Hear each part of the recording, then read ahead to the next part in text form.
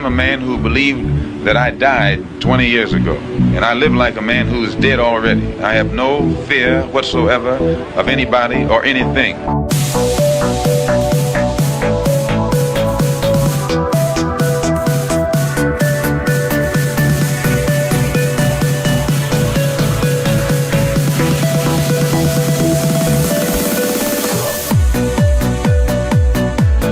Gary Webb. I am an investigative journalist, and in 1996 I wrote a series of stories entitled Dark Alliance, which was about CIA involvement in drug trade.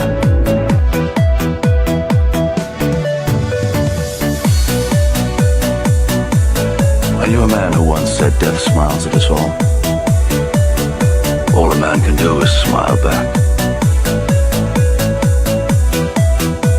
We've both been skull and bone, the secret society. It's so secret we can't talk about it. What does that mean for America? The conspiracy theorists are going to go I'm on. sure they are. I don't know. I haven't seen the rest. Number 322. I have duty to report this afternoon that my friend and colleague, Tim Russert, collapsed and died early this afternoon. I may die in this cell tonight or in the arena tomorrow. I am a slave. What possible difference can I make? And no official of my administration, whether his rank is high or low, civilian or military, should interpret my words here tonight as an excuse to censor the news, to stifle dissent, to cover up our mistakes, or to withhold from the press and the public the facts they deserve to know.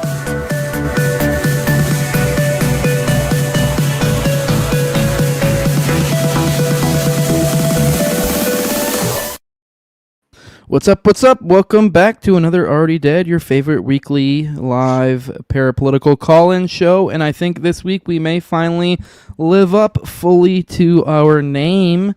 I think we're actually going to have a number. I think we're going to try this week. This is I expect some growing pains. But I think we have a calling system. I think we're waiting for a complete go-ahead. Obviously, for patrons, you got the link already, so you're still going to get the video chat, but I think going forward, we're going to try to have the call-in system, and patrons will now have the exclusive ability for the pre-show and the post-show, and have the private chat, and they'll be able to have the exclusive ability for video chats, but then this be mostly a call-in show. So you can be one of the patrons, you can probably hang out with us and field some calls, or if you have a question or whatever, that's going to be an exclusive thing for the patrons, but we're going to try it out this week. If it doesn't work, then we'll just have to go back to the previous format just for the week, send everyone out the StreamYard thing, and then it'll just be that the patrons get priority. But I'm excited to try out the new thing. Right as we're ready to go official is right when the world's about to end. We chose, I don't know why we chose the death of red heifers as our omen to start getting our shit together. Oh my God. If anything, that's the time to start out and get right with God or embrace debauchery, one of the two. Right. Dude, all I know is they apparently finally got Greta, huh? Yeah. Did you see that? Isn't that so crazy? Apparently, by the way, when Tunisia, a new land I learned of. Mm-hmm. Yeah, and it turns out there's additional footage after the original report, right, of apparently the Gaza aid flotilla organizers allegedly being targeted by a drone strike, which I thought was interesting because the way the reporting was kind of circulating was very just vague in a way, but also implicating that it was a drone, at least a targeted attack that clearly involved drones. But then there was additional information that came forward, and it seems like potentially this was a self-inflicted flare gun that was set off. I don't know. I think it's possible that's not true as well, because I'm just saying obviously the authorities themselves are pushing back to a certain extent, which I did find interesting. You had I think AP reported that basically Tunisian authorities deny a drone was involved, say they're investigating a fire in a life jacket on board. And so that, at least if that's true by the Tunisian authorities or whatever, then that, to me, that at least could potentially reinforce a self-inflicted flare gun firing and then having it fall back into the boat and then potentially catch fire, right? If that is possible, right? But still, when you look at the actual footage, there's definitely... I have it right now, by the way. I just want to be sure we're on the same dude. page, because there was one angle that initially was the one being floated out that was kind of trash. And then I think this one might be the better one, because I watched this morning on the show. You can see it pretty clear. Like it comes there. So they're saying it came a flare that came back down, which like it does kind of. That's not what the Tunisian authorities said, but that's definitely that's it right there, though. See, like that is that you can see it. Like I can even slow it right here. See, then like now that could be a flare that. Oh, I'm retarded. I'm an idiot. I'm sorry. I'm an idiot. Idiot. I thought those lately mess with the layouts, but there we go. Okay, sorry, that's my bad. All right, so here we go. That one's definitely sorry, my bad. I didn't realize I didn't have it up. StreamYard it used to be you just had to click share screen and it'd bring it right up. Now you have to share screen and then you bring the screen up. So it's thrown me off like a million times. So all right, let's go and play this real quick. I'll show you. It does look big for sure from that angle. But yeah, see, definitely. You can literally. So I could see how you could say there's a flare. The idea was that they say it went up and then came back down, which I don't know. The idea it vertically came back down like that's a little ridiculous. But no, that's my speculation, dude. I was just like, I didn't know exactly the details to how the flare would have been, misfired from the boat itself. I was just kind of like not entirely certain of the explanation that was provided because it.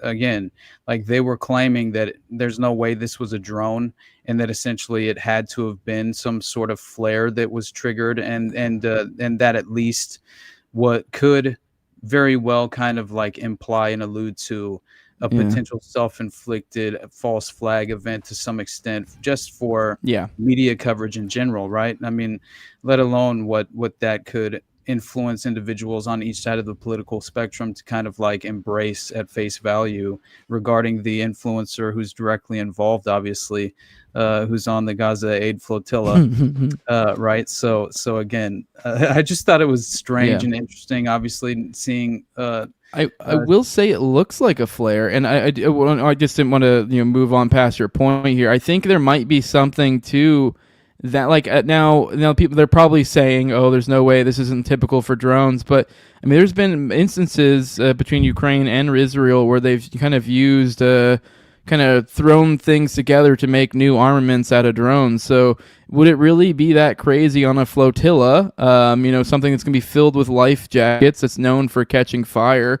I mean, is it really that crazy? They wouldn't be having some sort of maybe recon drones looking here and there, trying to identify maybe if they have piles of, life jackets in a certain area, whatever, and maybe they could even outfit the thing with a drone. Because then now you have what looks like, you can go all these attention-seeking, and I'm open to either way. Don't trust me. I mean, don't get me wrong. A lot of these are the same activists that come from a similar vein as the idiots that are like splashing fucking paint and stuff, and so it's like I get they're performative fucking retards sometimes too, and to some extent this whole thing is kind of feel a little bit. You almost want to hate it because you're like this is gay and feels performative, although to some extent it's like. With his examples, like these motherfuckers could die. So I was legitimately concerned Greta was dead, and I was like, "Holy shit, that would be pretty nuts." Definitely. I took it seriously at first. I didn't dismiss it at face value to begin with, but I did think whenever I saw the additional footage floating around and people making the claim that it was a self-inflicted flare and then the Tunisian authorities came out and officially denied that there was a drone involved. I thought it's at least interesting, especially considering the idea that they're actively investigating this fire in a life jacket on board. And if you actually see like the footage from on board, it looks strange to me.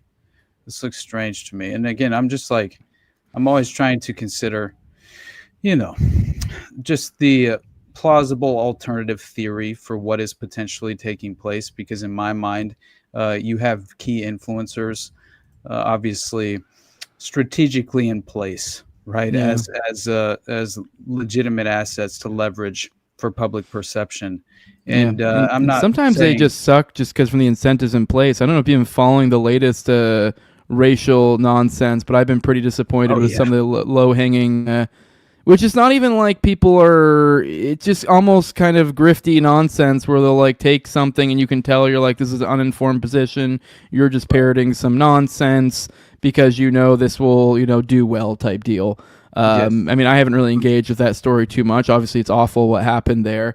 But I mean, there's like, for example, I think people are already jumping on like the death thing and like trying to apply motive to the people. And it's like, I don't know, it's just sloppy. And it just seems like people parroting. And I mean, my point being is they get these certain inherent incentives that come in place with some of these stories, especially ones that have certain, are charged to certain degrees or certain individuals are involved. Like these, I don't know, let's be real. Like I said, the lefty performative types, and they are influencers. Like they're literally, this is a boat of influencers. Like you've said, these are boats and boats of influencers of all different types and flavors. So, yeah. I mean, there's someone contacted me for the morning show, and I actually might follow. I mean, I'm probably going to at some point, although I don't know. I might not even bother because I probably won't even be able to get a hold of the guy. But there was like one guy that he was like, hey, you should reach out to this guy because one of the Flotilla guys would be like, he's doing like interviews and all sorts of stuff while he's on the boat. I don't know how the hell he's figuring out internet signal. I mean, I guess we have Elon Musk Starlink and stuff now, but yeah, so this is the degree of what we're dealing with, but I don't know. It is what it is. It's here. I guess we got to learn to deal with it. Right. I'm just always trying to distinguish for myself, like what is where is the fine line between the blurring of the lines as far as the theater and the performative nature of these influencers and what they can provide the permanent establishment. And so again, it's like I see, it's very clearly, I think it would fall perfectly into at least the pattern of what we've witnessed as far as human rights violations and the ongoing current conflicts at play in this very moment. So I'm not at all dismissing the idea that this would be a very just significant possibility as far as this actually taking place. Definitely. But at the same time, I just found it very strange, obviously coming off the back of Greta and her tits going viral, which it's just so funny to me seeing all the different pictures of her over the past week. And then boom, this happens. And I just feel like how much are we conditioned to just be subconsciously sort of lying in wait to fall into the preordained trap. And I feel like they lay them very strategically. And it's definitely, I think, it takes pattern recognition to at least identify for yourself, like just how you would potentially subconsciously embed certain, it's sort of revelation of the method at a certain point. Qatar right? bad, Qatar bad, Qatar bad, Qatar bad, Qatar bad. And guess what? And which I was going to drive it with this Qatar thing. They're about to get it. Like, I really think, I don't really know where the heads of people's are at that are actually that out of touch that buy the bias that has been sort of inserted out there, I guess, on what Qatar is to the rest of the world. This weird, bizarre inversion that was first implanted when that Shin Bet story was starting to catch fire, which pertains to, Qatar being used as a go-between for Israel to fund Hamas.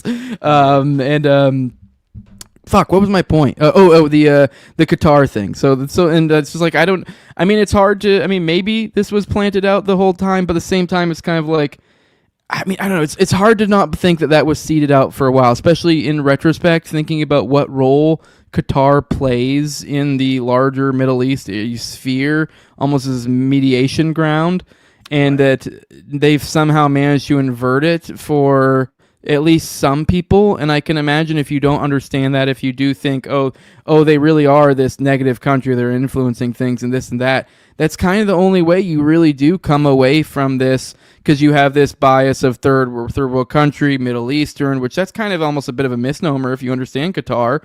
And then also you have this idea of like, oh, they're the bad guys as well, so they're somewhat in cahoots if you're a low information person here, or if you're just going to buy into your team. But it's like, in reality, this is insane. Like, it's so fucking, like, I cannot impress this enough from like a military standpoint even, or like a diplomacy, relations to other countries. That is the location of the largest Middle Eastern fucking air base, I think military, it might even just be the largest military base. And like that is where it's at. This is a area of diplomacy among multiple nations. I mean, that's where I was deployed when I was in the military in 2015. I didn't ever go off base, but like I knew plenty of people went damn near every weekend. I mean, like you could go to Doha, you could go do whatever. People wore bikini. Not that it'd be okay to murder people whether or not they wore bikinis. My point is, even the impression people have, it's pretty westernized over there. It's pretty. This is kind of on the realm of like if they were like, oh yeah, we bombed a guy's apartment in Barcelona. Right. Like what? like this is even worse. Like this was a center of like I don't know, of diplomacy. I mean, right.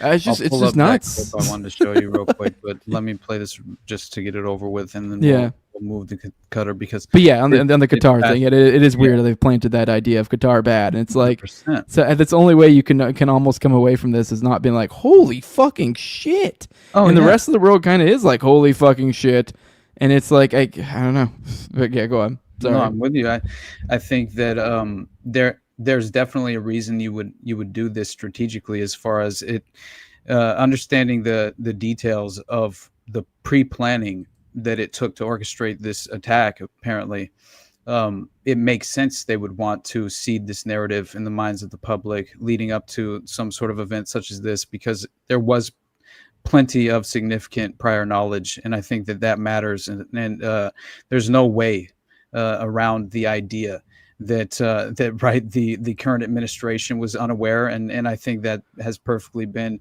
exposed at this point. But I just wanted you to see this footage real quick, because this is the footage from the flotilla itself, which I thought was interesting. Right? Doesn't really seem that look that strange. Everyone survived, by the way. Yeah.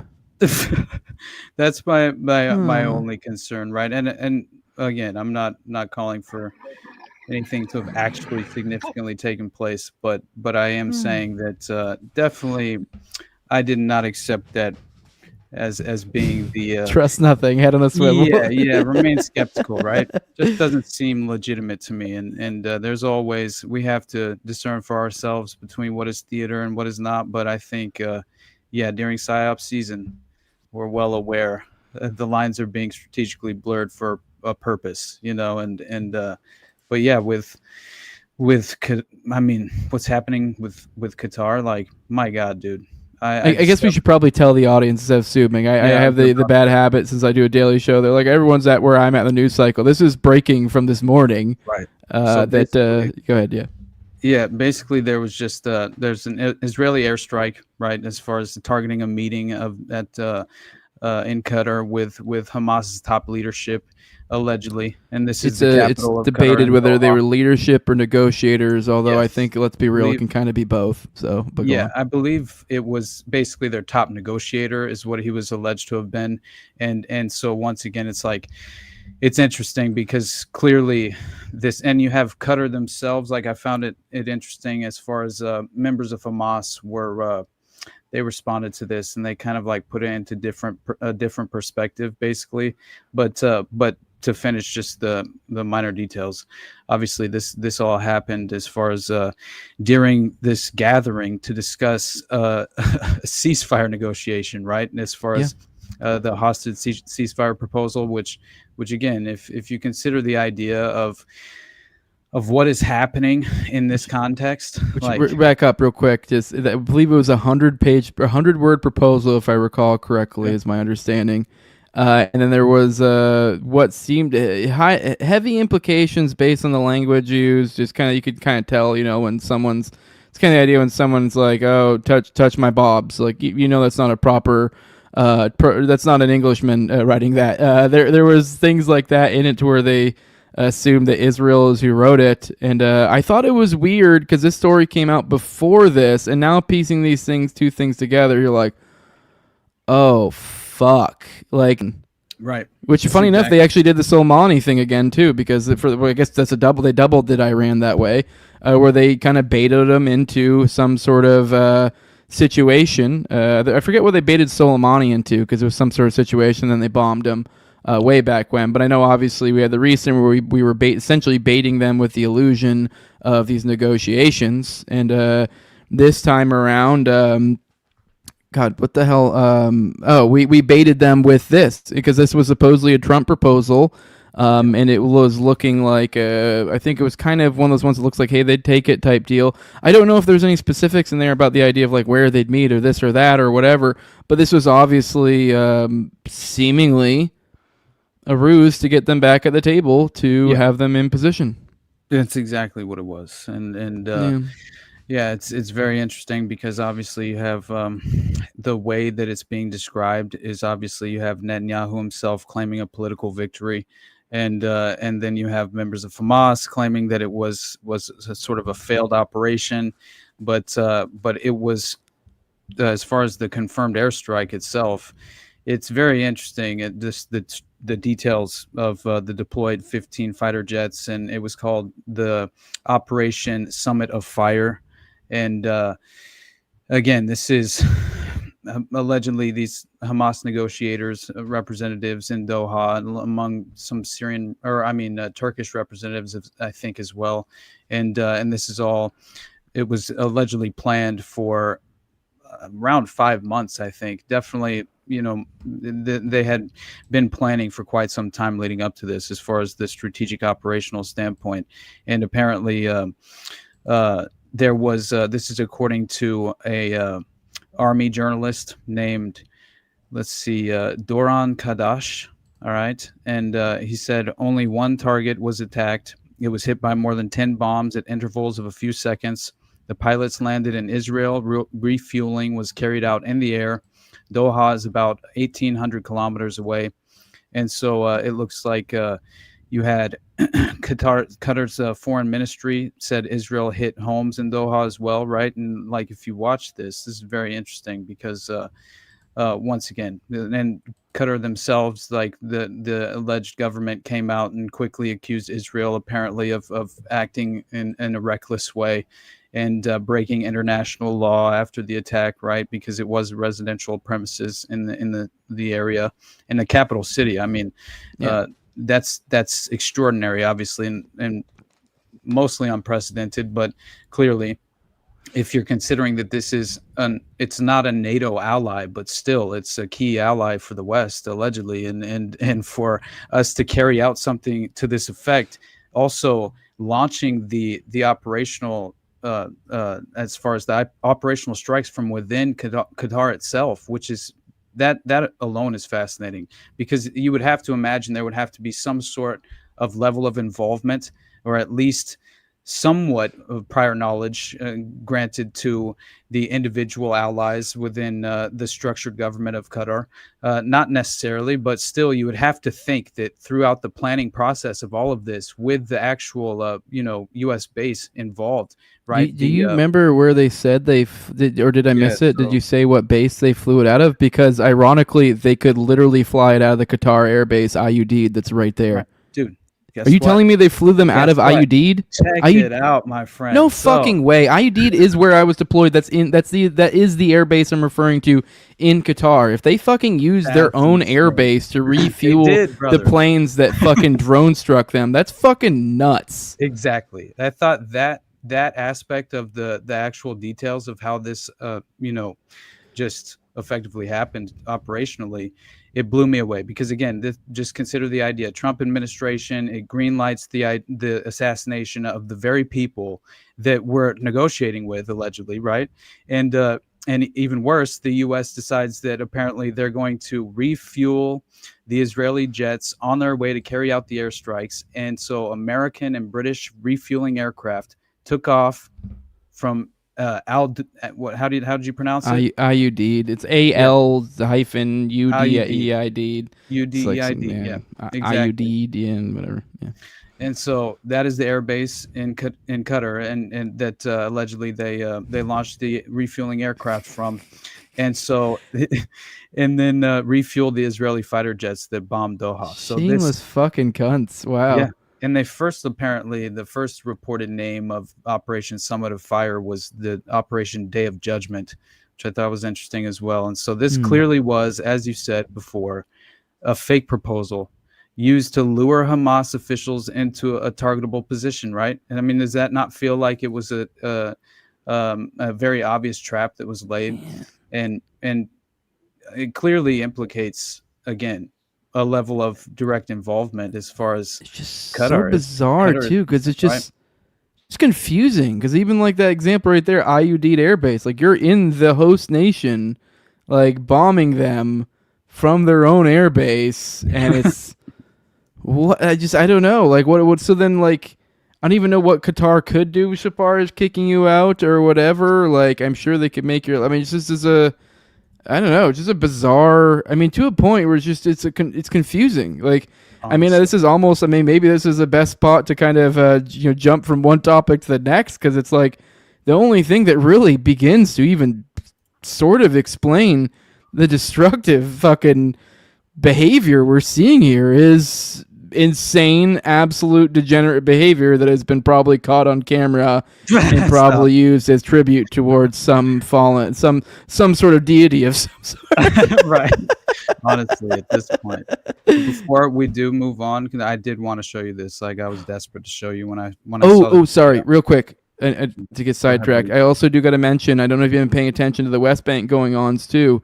In the aftermath of some of this stuff. And I believe I guess not in connection. I mean, the timeline of all this stuff, I can't help but notice. There was the day before this was yesterday, I believe. There was a shooting in, I believe, maybe Jerusalem. I forget. The West Bank. I think Jerusalem's in the West Bank. So it was in the West. I believe it was in Jerusalem. I believe 5 people supposedly died. It was some shooting at like a bus station or some shit. And they say it was non-Hamas people. That's what they said. It was supposedly some angry Palestinians or some shit. And from there, then we got statements from Smotrich about how we need to make West Bank like Gaza. And then this is at the same exact time as they're picking up everything over there, as this is going on, as they're attacking them over, like they're blowing it, like, and it's everything going on at the same time. And then on top of that, I guess I'm not trying to jump once again, because I mean, I know you want to present this as well, but just then obviously the next thing we're going to get into, it's like that at the same time as all of this, it's hard not to notice. It's like I see I see the balancing act almost at play being done. You know what I mean? Like they're like, we'll just angle this out while we do this, and then you ain't gonna do shit because I have this over here.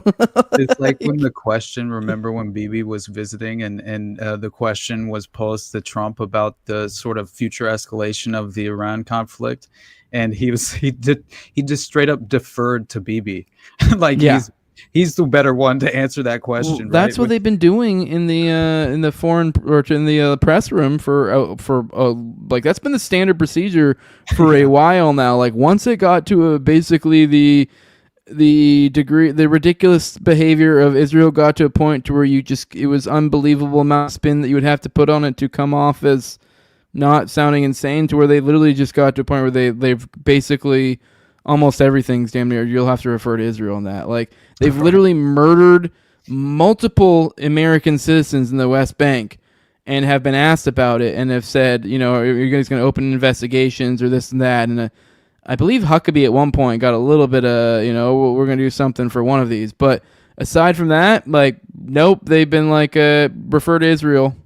Like dead serious for like occasions like that. Yeah, just refer to Israel. Like, and I mean, you consider that with who did it with Mike Johnson coming out, and he's like, he says that what he doesn't know anything about Israel's strike on Qatar. That was this morning, right? Earlier this morning, and that Hamas has to be eradicated. You've got to remove that threat on the immediate border, frankly, within the bounds of Israel, right? This is what the statement that he gave, which it was kind of a ridiculous clip, obviously, but he says this, and then Netanyahu comes out and takes credit, right? And essentially confirms that he ordered the strikes, but then you have obviously Leave It, right? She comes on, press secretary, and she decides to make the claim that Qatar was notified by the U.S. and given prior knowledge, allegedly, right? So then you have a counteracting statement.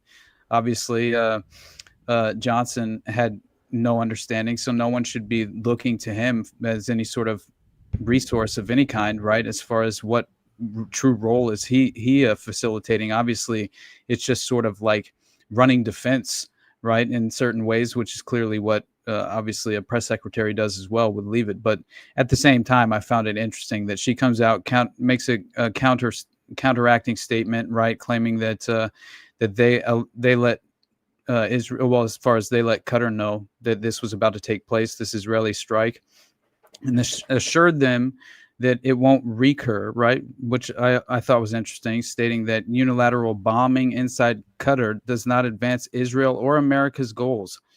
However, eliminating Hamas is a worthy goal, right? So she reiterates instantly. And then obviously you have Trump himself then coming out later on and addressing this directly, which is also... Did you see the frame on that? That frame on the Trump's take was insane. Like you almost don't catch it at first, but it was like he was like, "Oh, it's really unfortunate.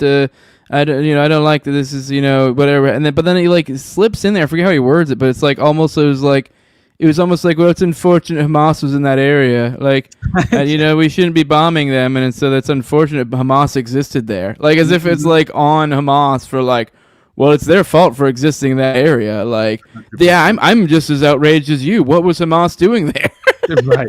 Like, what? Yeah. What was it? Like, that's almost the implication. He didn't say that, but he said literally it was like, unfortunately, the Hamas was in that location or something. You're like, what? Well, so? Like, okay. I'm telling you, man. And the idea that the special envoy, Steve Witkoff, notified them, but it wasn't in time, is just ridiculous in my mind. Obviously, as far as I just thought it was hilarious what Dave DeCamp said about it, right? Basically, he's either a liar or a cuck, and that makes all the sense to me. Clearly it seems to be the case. And I think we should all stop expecting, really, this is why I think the political puppet that is the president of the US, right, is so clearly just, running PR for so many of the policies that are being implemented by the permanent establishment and cabal, obviously behind the scenes. So I'm in no way I don't know. I just think it's an understatement as far as to even make the claim that Trump really has much of a role to play in policy in general, honestly, like beyond sort of the just more, pronounced sort of like public perception purposes only, put him in the position. He's like essentially become the prime minister of his country is what he's become, is what you're saying. Honestly. How a lot of countries have like military leadership and they have civilian leadership. Like he's become civilian leadership in the sense that, absolutely, okay, cool, that's nice. You can manage the votes and the fucking and the whatever and the other faggoty shit. Okay, we're gonna be over blowing shit up, like, right. and also in the ones sort of making the executive decisions while you sort of have some other. I forget. I don't even know how most countries break it down, but that is kind of what you're describing. That he is like he's sort of this this other thing, the civilian thing, like this. For the purposes of the local population, don't worry about this. But outside, actually doing things, anything, that's this guy, the Netanyahu, essentially. Exactly. and meanwhile, they'll obviously. Which for the example, sorry not to cut you off again, but for that example, Israel is one of these countries that I'm talking about. They have a president, and actually that's what I meant. I guess it's actually the other way around. It's different in different countries, but I think for Netanyahu, he's a prime minister. They have a president, I think, right? I might be wrong on that. Maybe I'm mixing up countries or something. Maybe it's Iran. Iran has a Ayatollah, and they have a president. And the president is like, the Ayatollah is the supreme overarching one, and I think, or whatever. You get the point. There's one that's like just civilian, the pomp and circumstance, nonsense, whatever, and then you have what Netanyahu is, essentially, ironically, in both situations. Which, again, I mean, he was thrust upon the public in Israel even after he lost all his political credibility and was being investigated and basically about to be put in prison. And obviously that was another reason why I think they prioritized putting him into place in order for him to sort of go down with the sinking ship that is the Gaza genocide. I mean, obviously, there are going to be consequences on the world stage as far as leadership in Israel at the very least, right? And I think that's been, as far as kind of prepared in the background, as far as, right, like it's already expected to happen. So obviously they would have this. But anyway, the point being, though, is I do believe that there's still just as much power cabal behind the scenes pulling the strings in Israel as much as there is in the U.S. And that is why, right? I mean, how many different times have we discussed, right, the Anglo-American establishment and these ridiculous secret societies and organizations that exist, influencing not public opinion, influencing, the think tanks, right, that directly craft the policy that is then just implemented by the political puppets, right, that I think are fully compromised and in no way should be looked upon as a beacon of hope. That's the real issue, obviously. And the one thing that Trump's supposed to be great on is obviously economics, right, to some extent, and as a businessman. And what do you have? What are we witnessing at this very moment? Did you see the new statistical data that alleged that there were 911,000 jobs that were just like imaginary? They just disappeared. They didn't exist. And it's like, man, how much are they manipulating us through just, manipulating data and things of that nature? Yeah, didn't he fire his, wasn't his like labor guy? Or he had some dude that like, I didn't really follow this, but there was some dude that one of his different cabinet members came to him with shitty jobs data, I think it was, that he didn't like. And it like, I think the guy literally got fired. And then another guy came, and I don't know how he spun the data to make it better, but somehow the data came up better. Right. So, and this is all coming around a time where apparently there's this expectation of in September, this upcoming apparently this is what is supposed to happen as far as like the interest rate. I think it's going to be adjusted basically like up to 50 basis points, right, which I didn't realize was going to happen. And so this is like imposing price controls essentially is the strategic solution that is being kind of implemented off the back of this alleged sort of like weak job growth is one of the alleged reasons for this to be effectively pursued at a sort of it. Basically, what they're saying is the Federal Reserve is considering a potential interest rate cut of 50 basis points, primarily due to recent weak job growth and rising unemployment. Now, there are like expert economists who are coming out, analysts who are saying that it's more likely it'll only be a 25 basis point cut, and so this will all be decided on September 17th, apparently this month.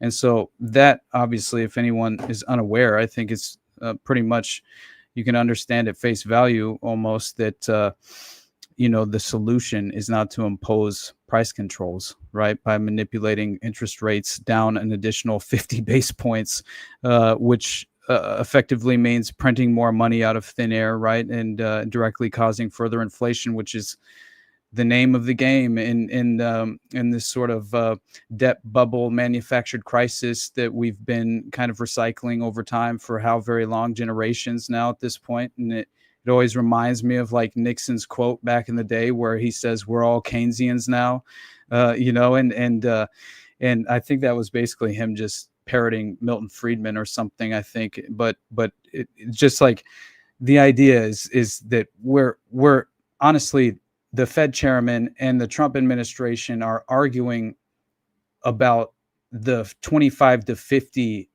rate or interest rate base cut, right? That is the argument. So it's a self-defeating argument, and basically no matter what happens, we all lose essentially. And so once again, it just goes to show that you never get what you vote for. So you need to kind of like realize this by economic now. Calculation problem for the win. Every single fucking time. Yeah. Every single time. Mm-hmm. So it's like put another name on it, quantitative easing, whatever you want to call it. But anyway, but watch this video, then we'll move on. And watch this drive. It's crazy.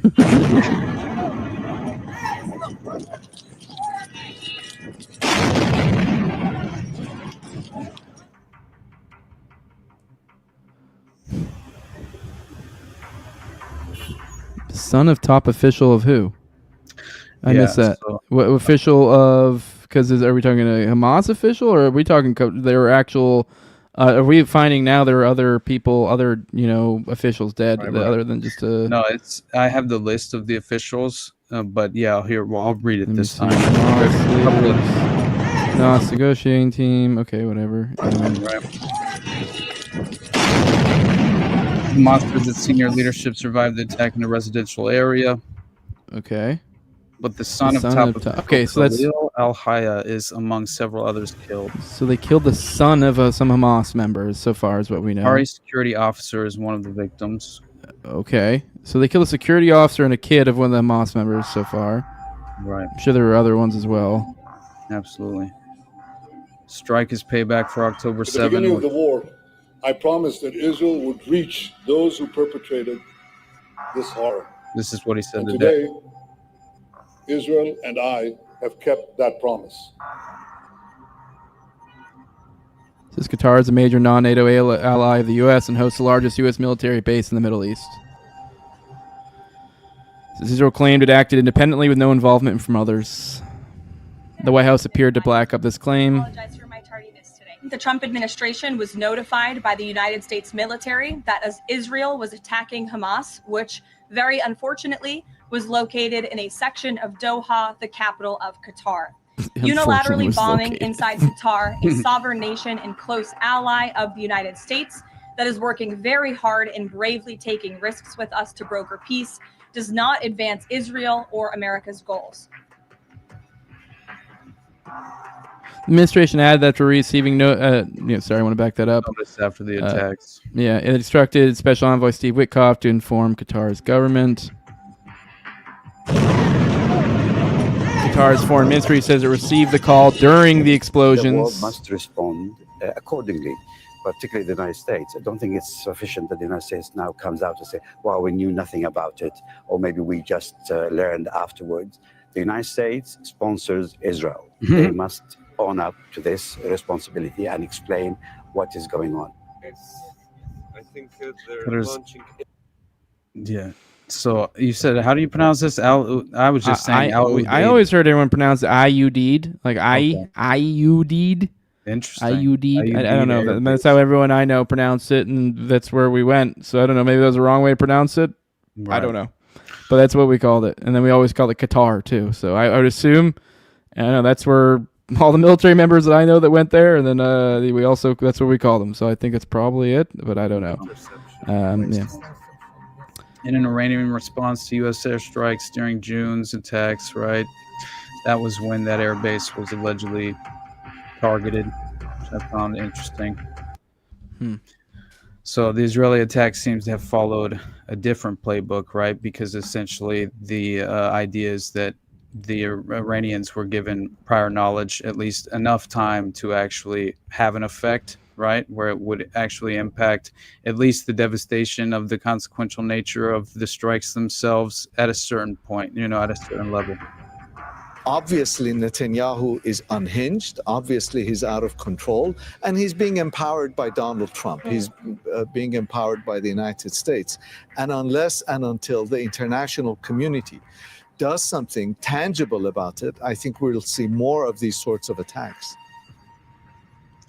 Yeah, I just thought it was a pretty sweet video, honestly. Yeah, I'm looking. Sorry, I was looking to the other stuff to see if I could find more on casualties, and it's literally all it's showing. The only information we have so far is that we know of the deaths of one of the officials' sons, and then also one of the aides. One of the aides died. So supposedly a son, an aide, and then yeah. Oh, you have a list? You found a list? Yeah, it's okay. According to Hamas, though, so it's yeah. Oh, Hamas said 6 people. So that's what they said. 6 people. Yeah. So said members of the group's negotiating delegation obviously killed, and those members were Humem Al-Haya, Abu Yahya is apparently the same person, son of chief negotiator Al-Haya, Jihad Labad, Abu Bilal, director of Al-Haya's office, Abdul Wahid, Abu Khalil, Mohmen Hasuna, Abu Omar,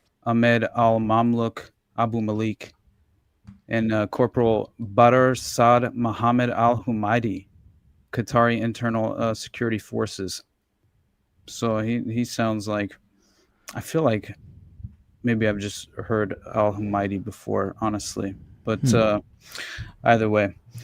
So yeah, but basically Hamas, their statement, they were claiming that they were confirming the enemy's failure to assassinate our brothers in the negotiating delegation, as far as just claiming the operation itself was a failure, which I found interesting. But yeah, so this is very interesting to me.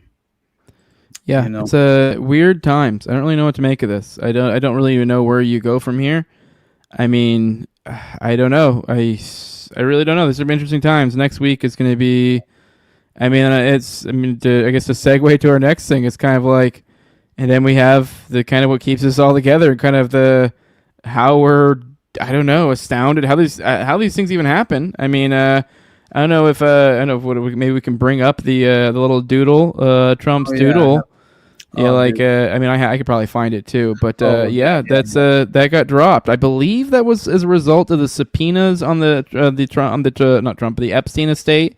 Mm-hmm. I believe there was some action, some bureaucratic something or other done by Ro Khanna and Massey before they went on recess, I think. And so I think this is it now, just producing fruit, if I recall correctly.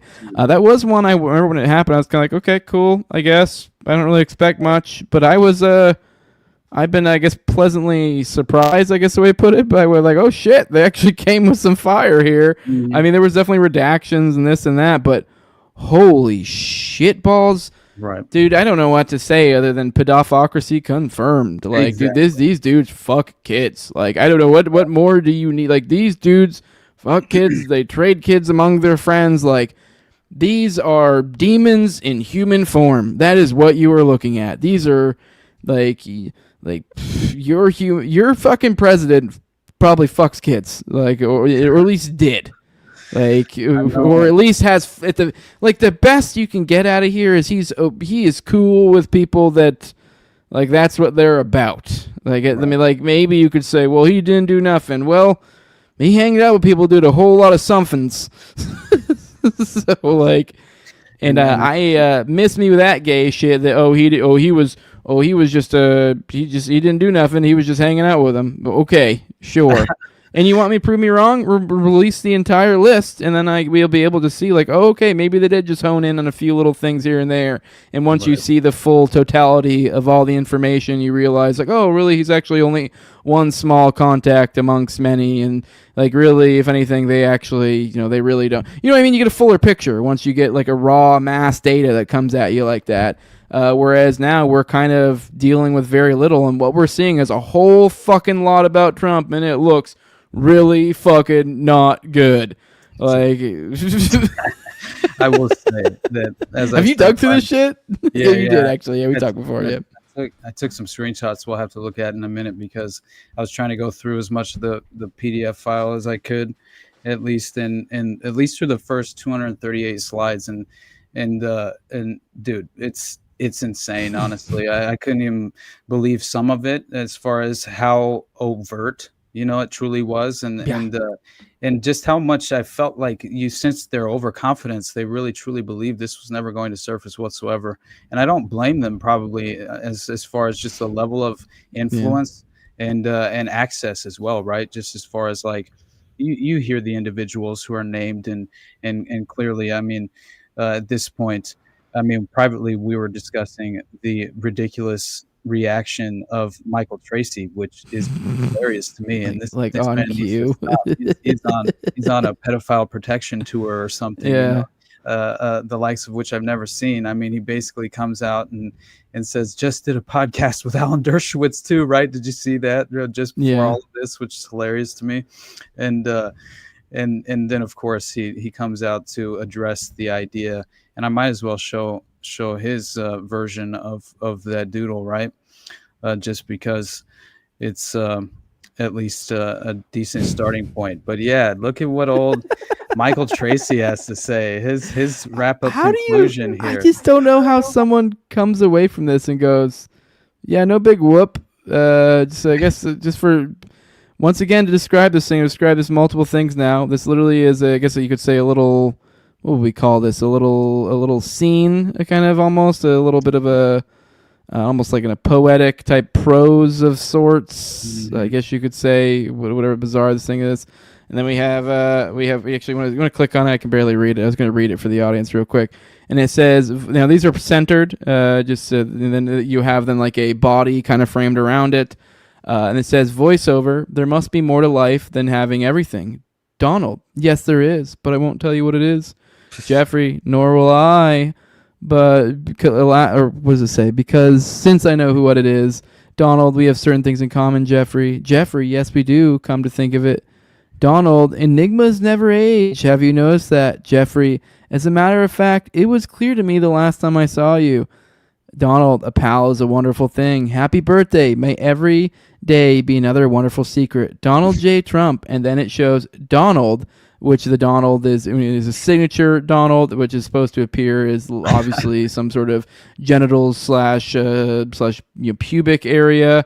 And then you have also in this too, you have what are meant to be breasts. Now, many people have pointed out this does not look like how someone would draw a woman. I mean, I know there are women who don't have larger breasts, but let's be real. When someone imagines a woman, they don't typically draw them with breasts that might be more associated with a man with oversized breast tissue or a prepubescent girl of some sort. You know what I mean? Like, this is like, I joke that this is like if I was drawing a picture of my friend who I have been making fun of because he hasn't been working out in a while. I'll be like, this is you, bitch tits Bob. Like this does not look like someone drawing a woman. And he clearly put in a lot of effort into this. Somewhat, not a lot, but a little bit.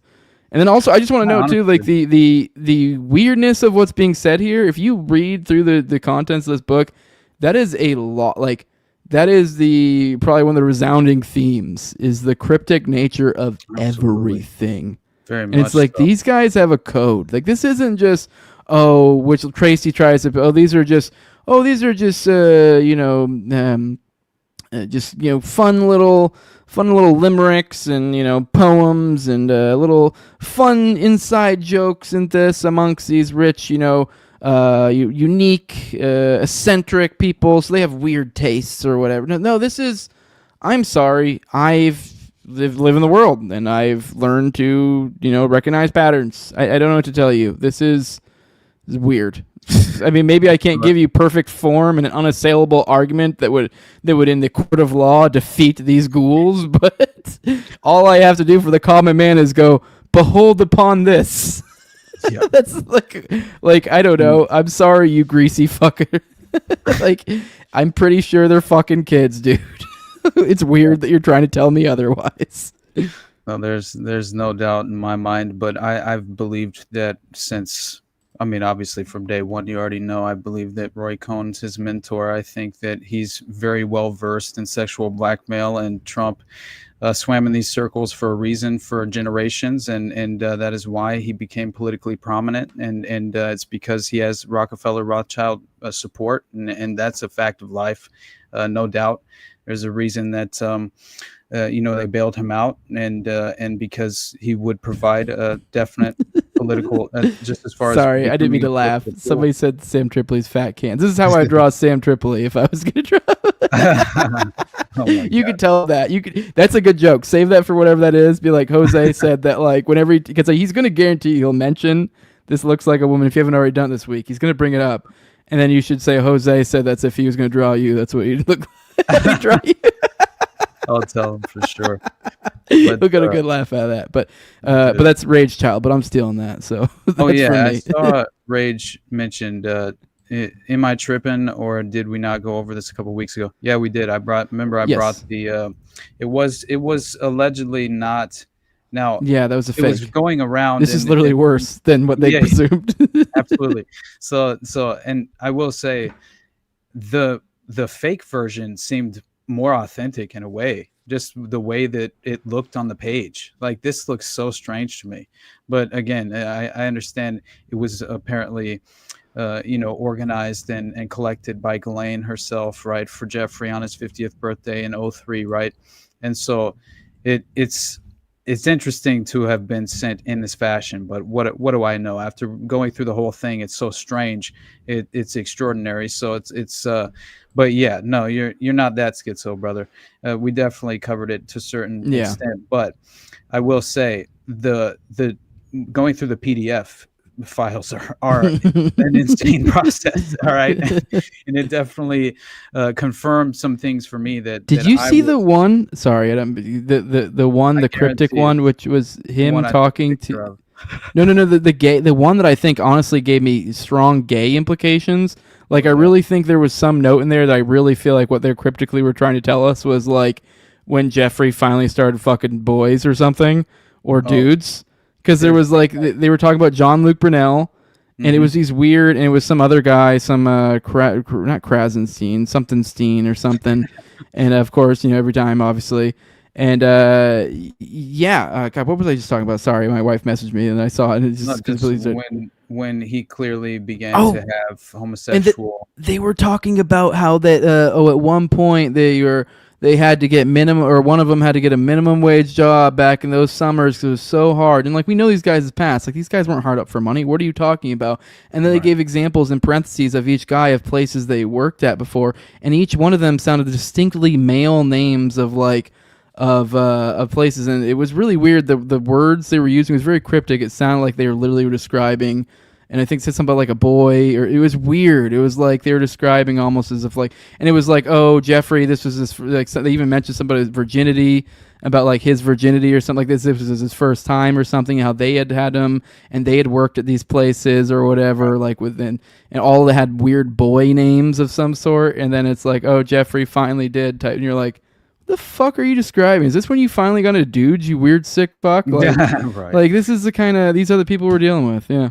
Oh yeah, no, 100%, and I think that you know, it gets far more disturbing when you start to go through it, you know, at a deeper level as well, because like not only as you were mentioning just then, but it's very strange, like some of the more disturbing images that were provided, as well as like more of like one of the most I thought prominent images that was going around, right, was clearly the image of him.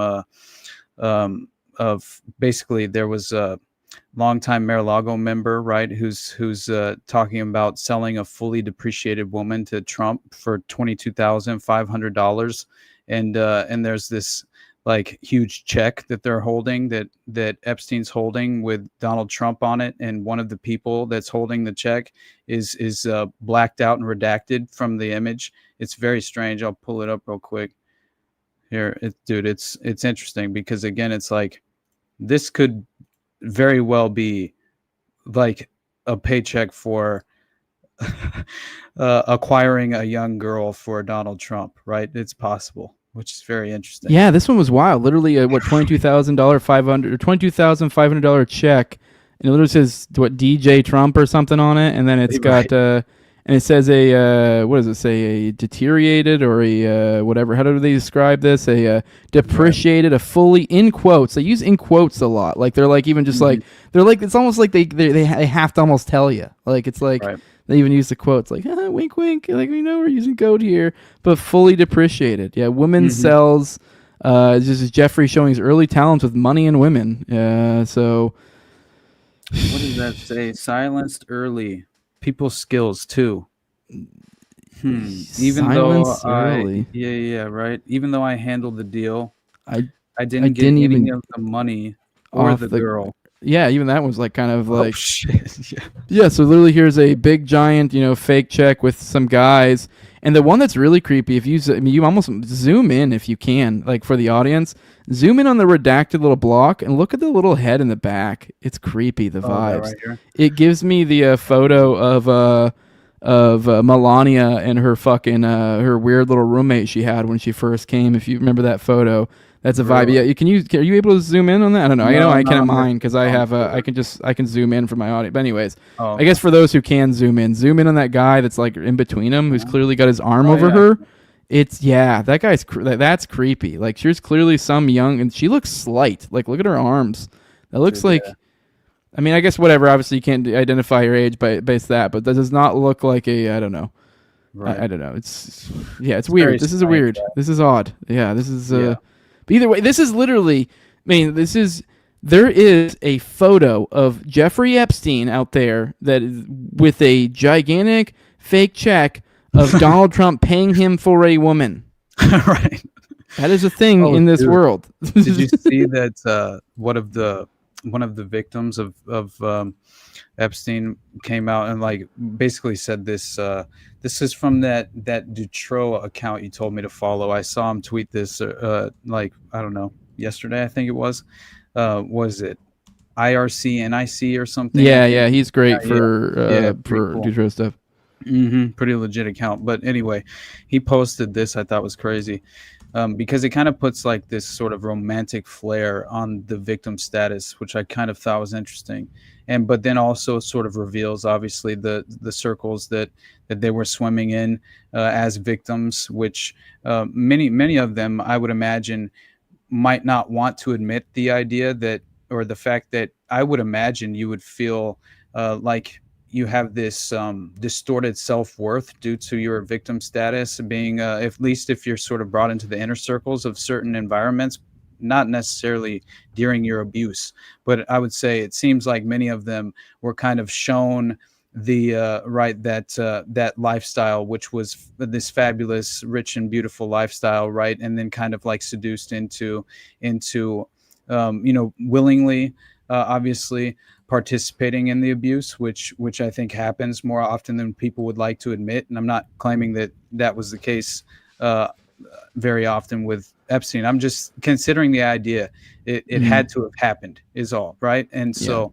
and this being an example, which was before Jeffrey, I was a 22-year-old divorcee working as a hostess in a hotel restaurant. Did you see this? Yeah. Life is dope. I now live in New York City, have traveled to Paris, London, Milan, Copenhagen, Tokyo, Hong Kong, Stockholm, all these different places. I've met Prince Andrew, President Clinton, Sultan, Donald Trump, Antonio Verglas, I don't fucking know, Naomi Campbell, Stephanie Seymour, Peter Brandt, Kevin Spacey, Chris Tucker, Diana Ross, Michael Jackson, brilliant scientists, lawyers, and businessmen. I've flown on the Concorde, gone skydiving, taken a flying lesson, been scuba diving, parasailing, attended a Victoria's Secret fashion show, seen the private quarters of Buckingham Palace, sat on the Queen of England's throne, rode on a racetrack with Max Papis. And all I had to do was get shit on by Saudi Arabian men. And all I had to do was get basically sexually abused. Yeah. That is honestly insane, right? All I had to do was make myself party to unholy acts that only can be described. It's terrible, man. Yeah. But I mean, you had like one of the points in the actual book, the birthday book, was Castaways Volume 1. I thought was insane. Right? Did you see that? I was porking some girl in bed, and Jeff brings in the maid to make bed. She left screaming and never came back. Yeah. We're both in bed porking some girls. I said, "What do you think?" While he's shoving penicillin down my throat, just like revealing the sort of degenerate lifestyle that they were. But even then, I thought that too. Like they're speaking in such code. I have no idea really what they're talking about, any of them. Because I immediately took that, penicillin, meaning like, obviously some sort of venereal disease or something. Right. But by the way, Austin, I don't know if you checked the private chat. I do need to cut it short. Some stuff happened. I got to get out of here. But I do think we're probably at a good point to go into the intermission. And I think I'll leave you to manage. Yeah, I'm good. It's just it's not. This happens occasionally. So it's what happens. You got an old lady with a fucked up noggin. Sorry, brother. No, you're good. So I got to get out of here. Old lady's having some medical stuff, so I got to go help her. She's fine. Nobody worry about it. But I'll have to leave I'll leave the call-in portion. Now I do think we're going to, we're probably going to we might have a little bit of technical difficulties. So bear in mind with Austin and Jacob here, work with them. There's probably a solid chance they'll have to go back to the old StreamYard setup. So maybe be ready to hop in, help out. Austin needs your help. But otherwise, I guess you could just monologue the going over all this stuff I did this morning, but they'd probably like your stuff. Yeah, just a couple of things. I definitely wanted to show you a video, but it's all good. You go do your thing, brother, and I'll try and bring it in for a smooth landing. Hopefully the call-in portion goes all right for at least a little while. But yeah, we definitely, I'm excited to implement the new structure. Obviously, I think I definitely enjoyed when we had the call-in option back at the beginning. So I'm definitely eager to see how it works going forward. And it's a toll number too, so I think it should be pretty easy for all over the place. I know people made like meetings or minutes jokes and stuff, but we got a toll number. We will have it up here in a second. But I guess let's go ahead and roll that intermission. I want to catch that before I get out of here, and then I'll bounce. I'll see you all. For those who watch the morning show, I should be there tomorrow at 11 a.m. Eastern. But otherwise, you'll catch me here at 9:30 p.m. or Eastern on Tuesday. And 6:30 for those homos over on the Cali. And roll that beautiful bean footage, Jacob, and we'll. So yeah, this immortal says Austin Cannon. We'll talk for 5 minutes. No, I'm all here for it. So yeah, so I'm not too worried about bouncing for the call-in portion. At the very least, you at least have callers to lean on. Are we missing you, Jacob? I can only riff for so long. Oh, man. I think he might be probably dealing with the behind-the-scenes stuff somewhat. Though I might be able to play it. Let me see if I don't know. From records seized from the Odyssey Foundation Tuesday night, see you guys. police compiled the Stick names around. of 30 Austin will be here juveniles after. from See you all 13 next Tuesday. states who were allegedly procured as companions for older homosexual men known as sponsors. Youth Division Captain Benny Newman told me only 5 of the 30 juveniles are from Dallas, and those 5, he said, were not harmed as a result of their connection with the alleged procurement operation. I asked Captain Newman if police had identified any older Dallas men as... I don't think we'll find very many local sponsors because there is no point in a local homosexual trying to get a local boy to be with him under this system. Police are still trying to compile enough evidence to file a charge of conspiracy to commit a felony, namely sodomy, against 45-year-old John Paul Norman, the alleged head of that homosexual procurement operation in Dallas. Martha McIntyre, Channel 8 News on the Move at the Dallas Police Station. I'm your mama, I'm your daddy, I'm that nigga in the alley. I'm your doctor when in need, want some coke, have some weed. You know me, I'm your friend, your main boy, thick and thin. I'm your pusher man. I'm your pusher man.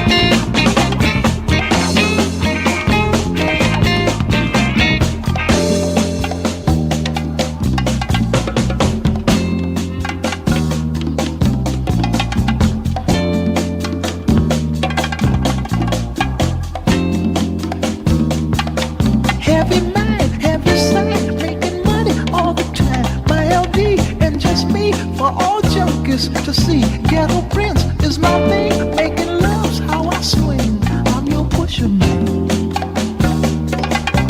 I'm your pusher man.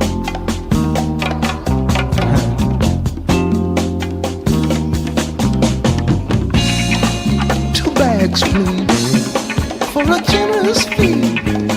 Make your world what you want it to be. Got a woman I love desperately. Wanna give her something better than me. Been told I can't be nothing else. Just a hustler in spite of myself. I know I can make it this life, just don't make it. Lord, Lord, yeah. Got to get mellow now. Gotta be mellow, y'all. Got to get mellow now.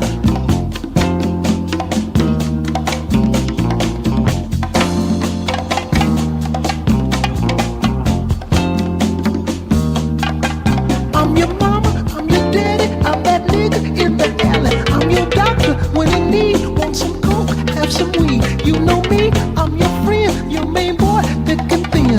I'm your pusher man. I'm your pusher man.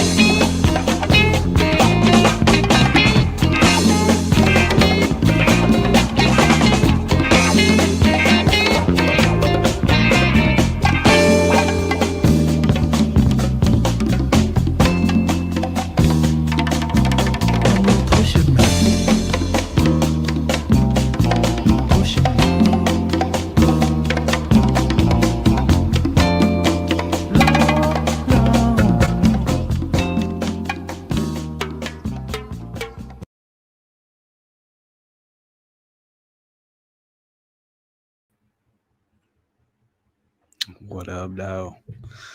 What up, Jacob? How you doing, brother? It's good to see you, man. Good to see you. Can anyone hear an echo? No, let's keep talking for a second. I don't think so. I don't hear anything while I'm talking, so I think we're good. But Okay. I definitely I loved that edit, dude. That was amazing. That's one of Dude. my I've loved that song for forever as well. So I thought it fit so perfect, but yeah. Since I've been busy with this tech stuff, dude, totally spaced out putting in clips from last week's show. Right. But dude, I don't blame you, honestly. That was killer. I loved every second of it. But hell yeah, dude. I figure I had a couple of notes remaining on the Epstein birthday book, obviously, because I just felt like one, there's a video I wanted to show Jose, but either way, I think it's fitting. It basically gets kind of the there was a reaction from Thomas Massey I found very interesting in the clip, right? As far as it pertaining to this specifically, and obviously at this point, like, this legitimately, in my mind, proves that that he and all his buddies were well aware of the sex trafficking ring that he was a part of and running and facilitating at a certain level for human compromise and sexual blackmail, right? And of course, many other purposes that fall under the umbrella of the enterprise. But still, I thought that this was just like fascinating to me. And again, it's like this is all due to the House Select Committee, right? Who or the Oversight Committee, I believe, is the House Oversight Committee that is responsible for having these files released. But I will say there's definitely political partisanship, right? As far as like just the partisan footballs being sort of created and tossed around in this very moment, which always tends to happen. And so, but I did find it interesting because this is a strange angle if you're to consider evidentiary based, right, investigations that are obviously, I mean, they're critical in order to actually have any true accountability. So in the terms of the context of allowable opinion or of just as far as, the what is it? The court of public opinion is a better way to put it. I mean, it really doesn't matter all that much, except for the fact that I think it provides some sort of a victory as far as just another another great example of prying the veil a little bit farther away from the face of the general public to hopefully introduce them to this seedy pedophile underworld, unfortunately, that exists at such a level, systematically entrenched, to where it's legitimately, I believe, a part of modern society by design, right? And it's almost, I think, more about the power that you can utilize it as far as wield in that context. I think it's more about that than even the abuse at a certain point. I'm not entirely certain of this. This is just me, of course, speculating just in terms of understanding the power paradigm as it's currently structured, but it's hard to come away from this and kind of be under any other real, you know what I mean? I don't know. What is your opinion on it? Honestly, I'm curious. Dude, I don't even know what is going on anymore. It just, like, the propaganda seems so weak. Like, are they trying anymore? Right. It feels like they aren't. Honestly, dude, I didn't think like a year ago we would be where we are now. So, you know, it's one thing to talk about all of this stuff, right? But it's another thing when it's actually happening and you're like, oh shit, these are real people. There's real victims to this. And the one thing I keep thinking about is that, well, Jeffrey Epstein is gone, but there's another Jeffrey right now. You know, absolutely. There's probably 10 of them. Exactly. And all of where's the my Roy customers Cohn, he as had, they say. like none of them got caught officially, so they're still out there offending. Dude, I don't know. It's like I gotta go. You know what? I just like at this point, man. It's just interesting to me, honestly, that people are unaware of this long-standing structured system, right? And again, it's like I think the Finders is the greatest example, honestly. It always has been, and just the overlapping connection directly into Epstein. It drives me insane, right? And you see one of the pictures was basically saying as much as that, right? Basically admitting that essentially he was being questioned. It's basically one of the pictures said, "This is so crazy. He is the boyfriend of Redacted. We think he works for the CIA," which is just like to me, like the fact that is actually. I'll pull that picture real quick because it's hilarious to me that this was in the birthday book as well that was just released, But yeah, I mean, honestly, when you consider the idea of having this sort of like, oh shit, I forgot to add it to. There we go. So this is the picture, right, of from the PDF file from the House Oversight Committee, and basically this is what it says, right, with the face redacted out, and he is the boyfriend of Redacted. We think he works for the CIA, and it's just fascinating to me that this is all a part of the document dump just as far as, at least if you're knowledgeable enough with the details with the Epstein network, then it definitely reinforces things that you already were sort of under the impression of that being the case, right? But it's still like oh shit, yeah, thank you. So basically it gets very strange, because here I did want to play this reaction video because I thought it was very interesting. And I think, again, it provides us with a little bit of an example of, again, like, could some of this be, at the very least, being exploited and leveraged as a tool for distractionary measures, at a certain level? I think there's always going to be that. And then what does this birthday letter, even as far as specifically the letter alone, in terms of Trump, what does it necessarily even prove, right? Because other than the fact that we all should have already been aware of the fact that they were directly connected at the hip for decades and seemed to be very close friends, right? And that would make all the sense in the world if his mentor were Roy Cohn, who ran sexual blackmail operations before he was born, basically. I mean, yeah, it's just like, what are we doing trying to spin this false narrative for our own political partisanship and ideological prison that we hope to reinforce, because we would like to confirm that very bias that we're so desperate, to confirm, because Dude, otherwise, who has political opinions anymore? Dude. This is literally all faking gay. It is. I agree. So, like, there are two wings of the same shitbird. Mm-hmm. So, considering it's meaningless, why does anyone still keep trying to prop this up unless they just don't want to admit any of this? Yeah, I think that's it. It's like the brainwashing works too well. Oh yeah, that's another definite factor. But I think it's got to be a part of the human condition as well, Right. because I think it's just like, in a way, I think people have been conditioned to believe and view the perspective that they would like to, I think, kind of like, in reality, it feels like discredit by utilizing the pejorative of black pill, right? That is the new conspiracy theorist term. That in reality, it's just you're truly trying to pry off the veil that as far as the rejection of the acknowledgement, right? Of as far as again the political power structure, right? And that in itself is a huge issue. But here, let me play this so I can get it off the screen real quick. We're gonna move on.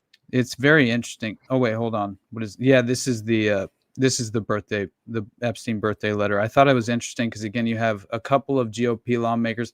At least you have Thomas Massey's the second individual. I think his part of the clip is important, but still, the first part of the clip kind of shows the two-party delusion playing out, and how you have individuals on the political spectrum clearly attempting to justify their support in the current administration, obviously, and this is very difficult, I would imagine, in this current environment, with so much of the Epstein just story and the narrative getting the spotlight, right? And I think that it's forcing the current administration to really, it seems like they're very frustrated, right? Which is kind of hilarious to witness as far as Trump himself. Now, anyway, it's fascinating to witness, because this all should have been expected, clearly, right? And just in terms of the relationship that Trump had with Epstein and understanding the history there. And so for any of this to be, the only way for me that it's surprising is how much it's actually just gained the broad spectrum appeal, because still even conservatives, I know will reach out to me, and I know they support Trump, and they legitimately will still like bring up the Epstein scandal at a certain level, and that I find very interesting, at the very least, because they're attempting to find a place to compartmentalize this story for their own just, again, I think, naivete. It's this vulnerability, right? The very deep and well entrenched conditioning that we've all endured for our lifetimes, obviously. But yeah, there's going to come a point, though. Everyone's going to have to accept it for what it is, right? Brainwashing or not, personal opinions aside. You can only ignore the fact that our country is ran by pedophiles, man, for so long. That's not going to last forever. I still love Whitney's title for the book, One Nation Under Blackmail. It's just such a phenomenal title. And yeah, if you read that book, what is surprising you in this moment? You shouldn't be surprised of any of these details, except for just maybe being able to witness at just as far as firsthand in regard to some of the document dumps regarding specifically this book. Definitely, I felt like that was some of the most extraordinary new information that we really have gotten our hands on, honestly, really. And that's more just reinforcing what we already should have known. And again, so yeah, it's very strange to watch the kind of political consequences of this in the current moment. But Yeah, Right. it's definitely in pedophiles we trust, apparently, right? So it's terrible. kidding. Now, though, and talk about the fallout from the Jeffrey Epstein case that clearly continues to have an impact from the White House to Capitol Hill. A House panel probing the government's handling of the case is releasing more files from it obtained from the Epstein estate. And the latest release from the House Oversight Committee includes a letter the White House said did not exist. It's a typed message with what appears to be the outline of a woman's body. President Donald Trump signed the letter as part of a birthday book sent to Epstein back in 2003, but he has denied signing it. The Republican chair of the committee accused Democrats of cherry-picking documents and politicizing them. So we have reaction from two lawmakers on whether they believe the president on the letter. Listen. President said that's not him. I believe the president. From what I see, it's not a signature. I've seen Donald Trump sign a million things. I think it's a distraction.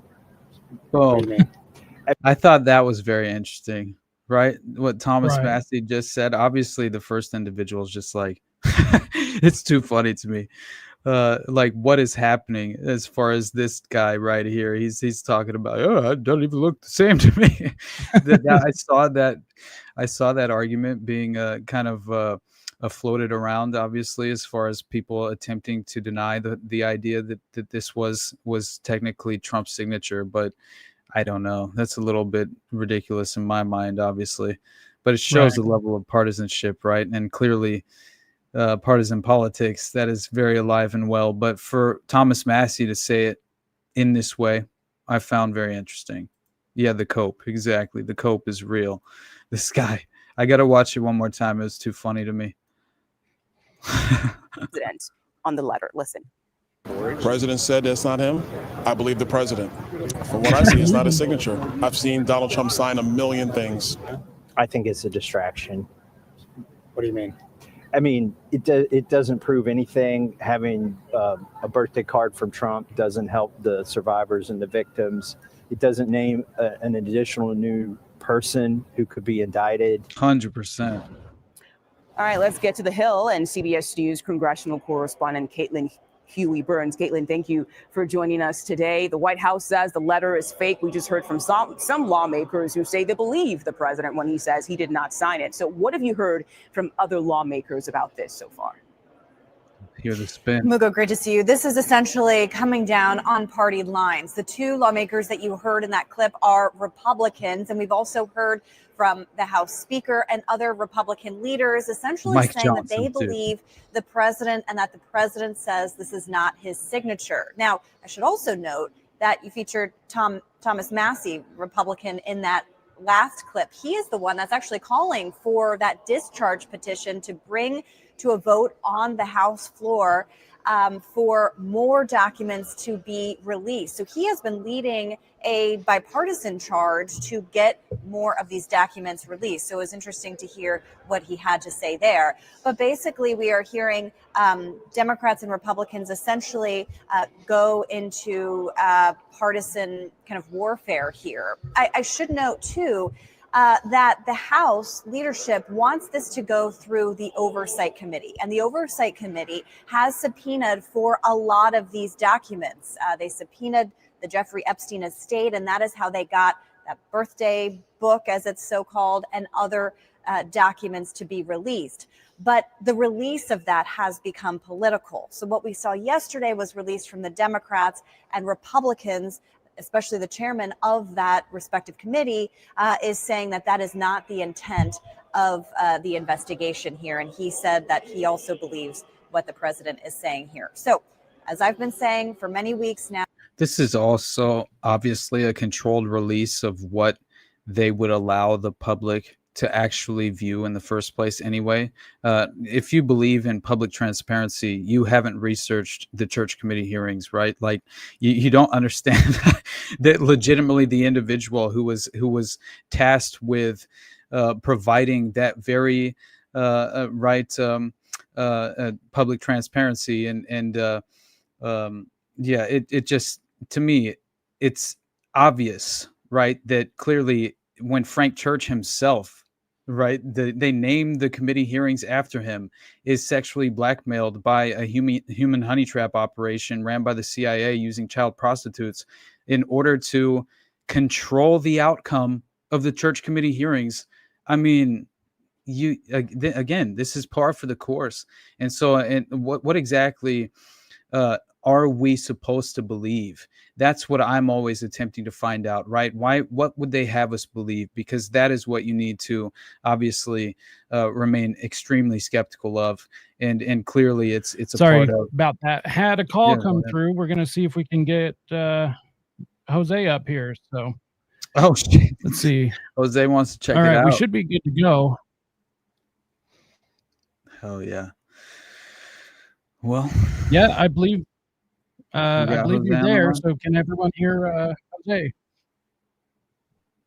I can't hear him, honestly. Can you hear him? Jose. No, I can't. Mm. Should I maybe stop sharing my screen? Maybe that affects it. Do you think? Can try. Let me see. We can't hear Jose. No, I think he's okay though, boys. Honestly. But man, I do. I believe in love, Jeff Anderson. Jeff Anderson wants me to believe in love. I do, my friend. Honestly. I just I'm not at Right. all trying to how we doing over there, brother? You on the phone with Jose still? Because I can't hear shit. We're definitely gonna have to figure out how we can like in the smoothest and most efficient way implement this new call-in structure, because I'm excited for the moment that we do.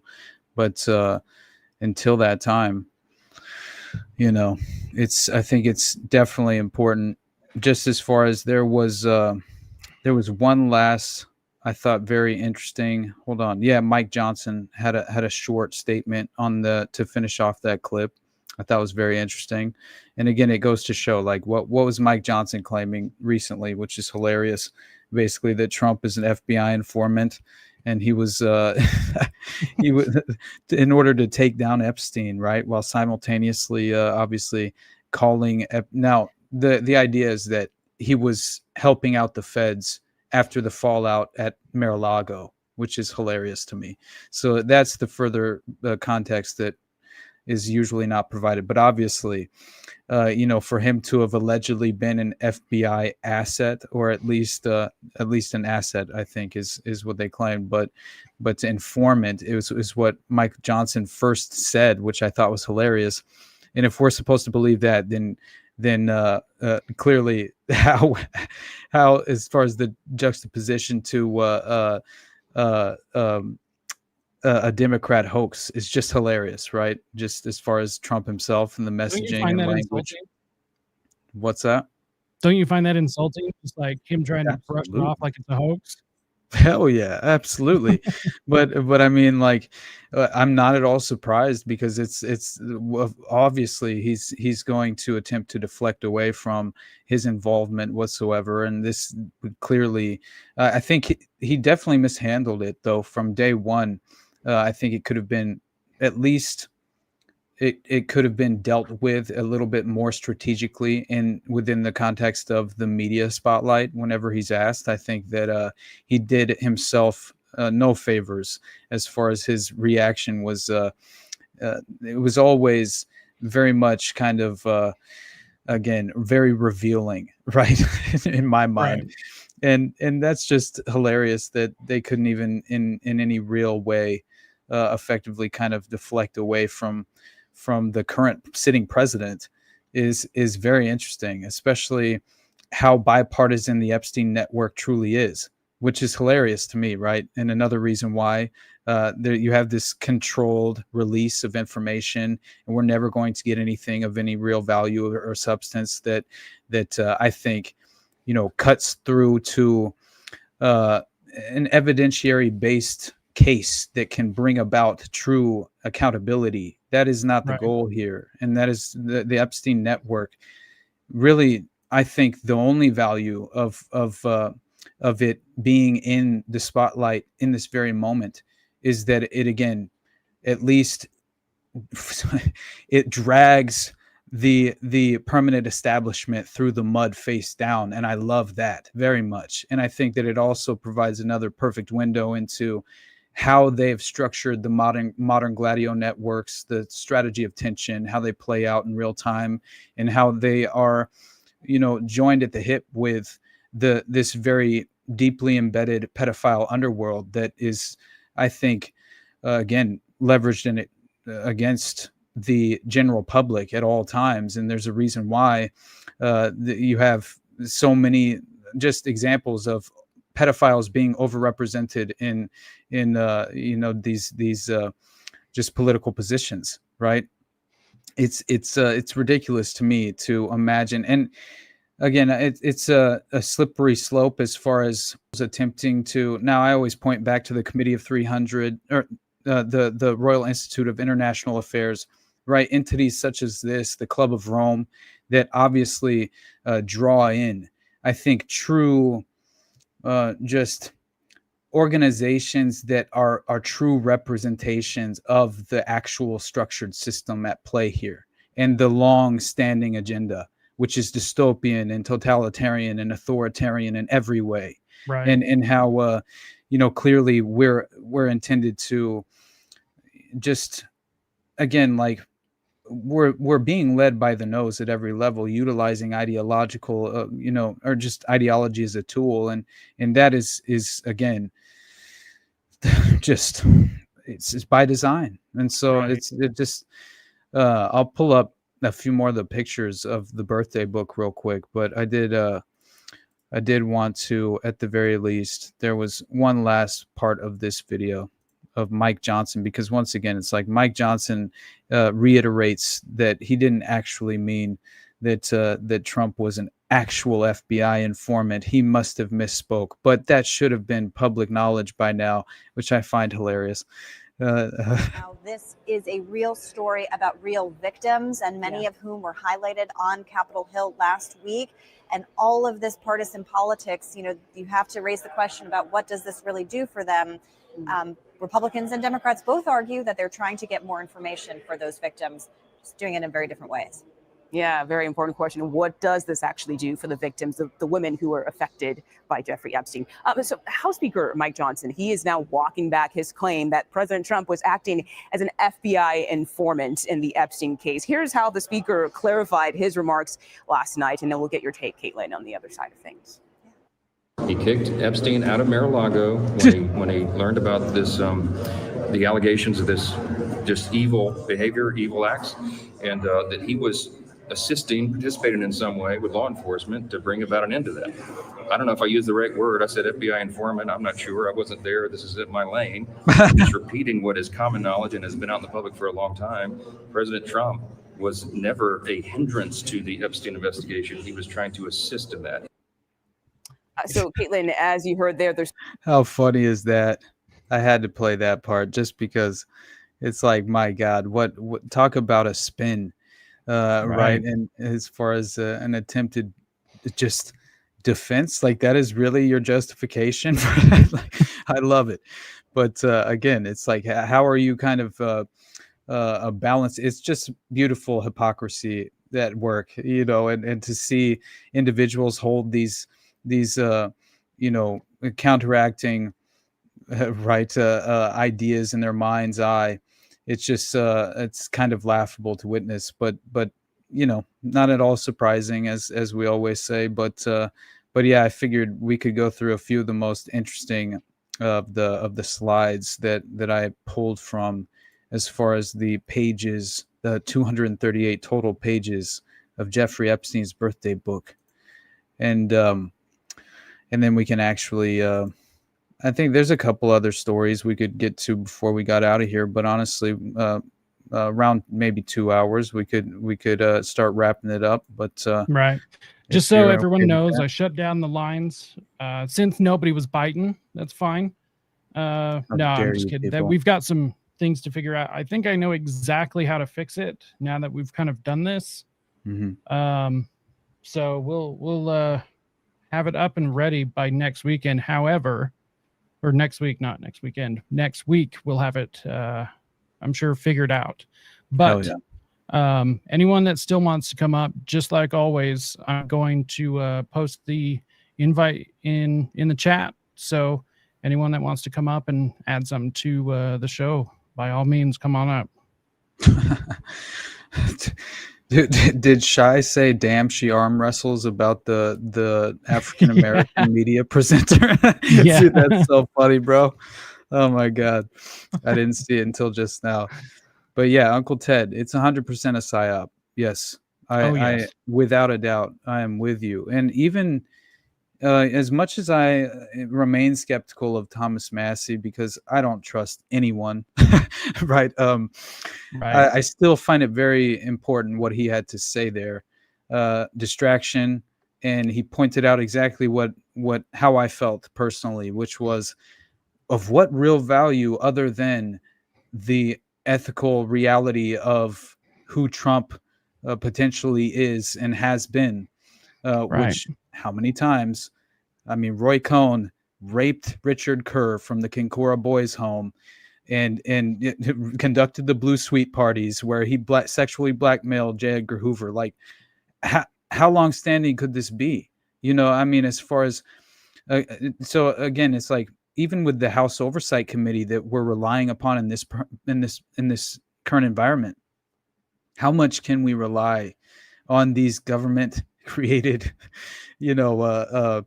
again, committees to really bring transparency to the forefront? It's not happening, man. It just, I hate to be that person, and this is no black pill.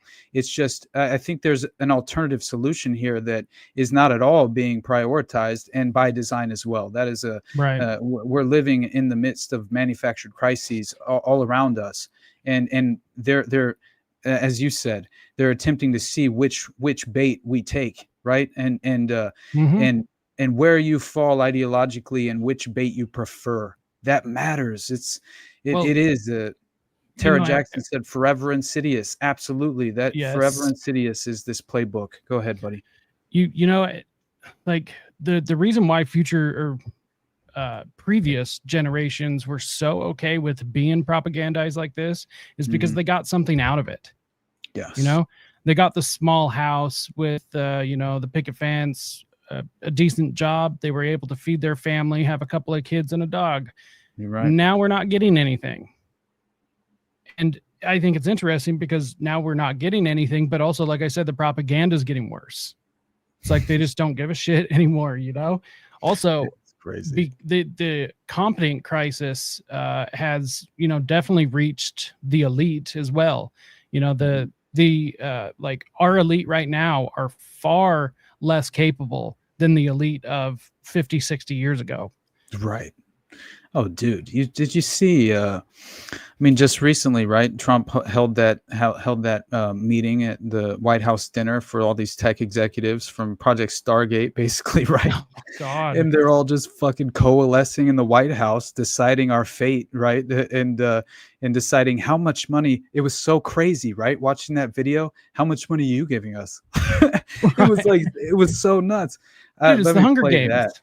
Yeah, absolutely.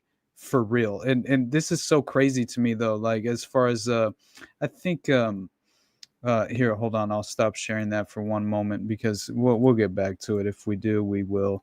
Either way, it's so crazy, some of the slides of the Epstein birthday book. But yeah, this is ridiculous to me. And as far as seeing all the tech executives that were in attendance, and then also just like considering the idea of what we kind of viewed this current administration, my ultimate concern was we would legitimately witness the pivot to the totalitarian technocratic state in real time. And I've been shouting that from the rooftops, I think, since the current administration took office, not as if they were really kind of taking any it's not as if the prior path for that very agenda was derailed in any real significant way, is all I'm saying, right? It seems like it doesn't matter which side of the political spectrum is being represented, right? It's is the point there, obviously. And but still, it's like when you witness the fact that clearly this is par for the course when it comes to technocracy, right? And the level of funding that is being implemented here as well. And then you see, I think it was David Icke, right? Who basically, and however you feel about David Icke, and I know that he is one of those individuals, right? He's just one of those personalities that is very much larger than life and draws a lot of criticism and rightfully so at times. But I will say, net positive for me personally. But I think you can take what you can learn from individuals and leave the rest at times. I think people need to sort of learn how to do that and not necessarily entirely demonize an individual. At least, I mean, I'm not saying that just as far as I think that you should be at least far more just, I would say patient and I don't know, burning sources at the stake because you disagree on a few certain things, right? It's like that's where I'm not entirely on board to ever sort of take that path. I think it's just sort of a lower frequency based thought process. You're not critically thinking through the idea that you can learn from many different individuals, whether you entirely agree with them or not. I usually never do, in terms of, right. If you agree with someone on everything, you're not thinking for yourself, I would think, right? No kidding. And so, but with David Icke, I mean, if you go to the shape-shifting lizard people and the archons, and that's what you want to focus on, fine. So be it.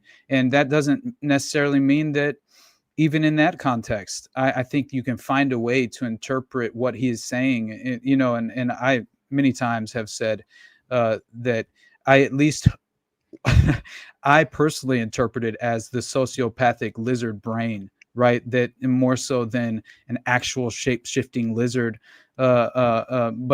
But who knows? I mean, again, it's like we've had individual victim witnesses from Jeffrey Epstein, even as a great example, right. Juliette Bryant, right? She comes out and says, not only was she the one to make the claim about waking up on the operating table, paralyzed and having her eggs removed and branded with a blue butterfly, but she also claimed that she witnessed an individual shapeshift into some sort of reptilian, right? And right now, consider the idea that you could utilize various pharmaceutical agents and hypnotism or other aspects of the strategic, set of just obviously the strategic tools that have been very much sophisticated and advanced for far too long, as far as just these covert operational, examples of what they learned and how they could utilize this against the general public, which is again like what we're witnessing, one nation under mind control. Absolutely.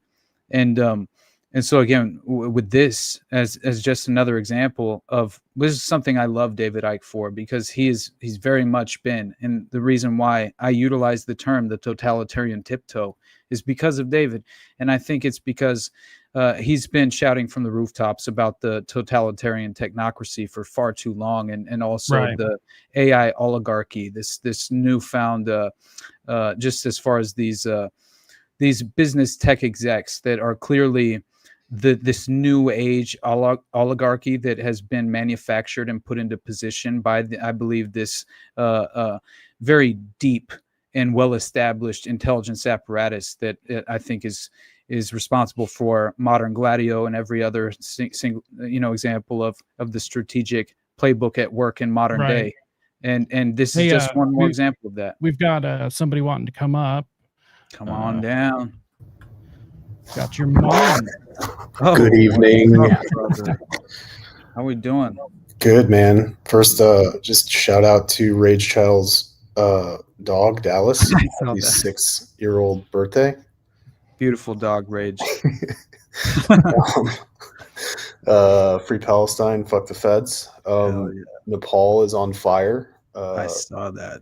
The Zoomers are not happy. The government tried to turn off their internet because basically the entire country has been blackout, right? Yeah, dude. All all the internet got cut off because they're organizing protests over the corruption in their government because the fucking opposition party and the ruling party within parliament were colluding to fix all the elections. So they Swap knew me out screens, Austin. What's Real up? quick. Swap me out screens real quick. I found some videos on 4chan of some dudes in Nepal actually videotaping what was going on, and just the corruption there is so fucking bad, dude. They broke into the PM, the president, and the opposition leaders' houses, the finance minister. They fucking burned their houses down, dude. Right. And they're going fucking ham. So they were like protesting all these Zoomers, which I believe was like an organic protest. You think it really was? What's up? I'm just curious. Do you think it was organic, like legitimately? I think it started organically because the just based off the people that I'm reading on fucking 4chan that are all from Nepal or allegedly from Nepal are saying that like this revolution was started by Zoomers. I think it's getting it's been co-opted, but the reason why I think it's legitimate is because they murdered 20 fucking high school people, like high school kids in high school outfits yesterday. What? The cops shot 20 people. So today, like, all the Nepalese were like, fuck that. And they dragged the ministers out of their houses and like beat the fuck out of them in the streets and burn their houses down. So like, I think that anger is legitimate. And like, some other dude was saying that, like this, we saw this shit. I don't remember if it was Austria or Russia, or maybe it was in the States, or it was the Yellow Jackets, the fucking people in France, bro.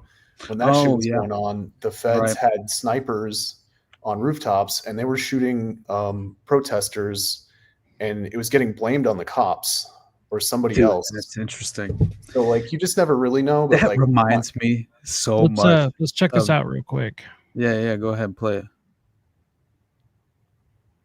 Yeah, I think that's the prime minister's house, and these fools are like going through their son, all his shoes and shit, and like all the Louis Vuitton Hell yeah. shit. That's wild, So bro. funny. Hey man, real accountability there. Yeah, I mean, you love to see it, bro. You love to see people rise up against corruption. So that was cool. I just wanted to share that with everybody because it's probably not going to get much coverage in the sense of like the reality of why it started. I think it's going to become a color revolution where like, of course, yeah, like nothing organic ever survives. So you guys already know, dude. It's what Venezuela will obviously. What will happen with Venezuela? It's so clear. I mean, I was shouting at the rooftops for how long about like the Elon being the face of the coup, right? As far as in Venezuela, which do you remember when that was taking place, right? Where he's like, and by the way, I think Starlink and all of this, the provide emergency services, right? It's just so hilarious that we're supposed to believe that it's not an entire operation, right?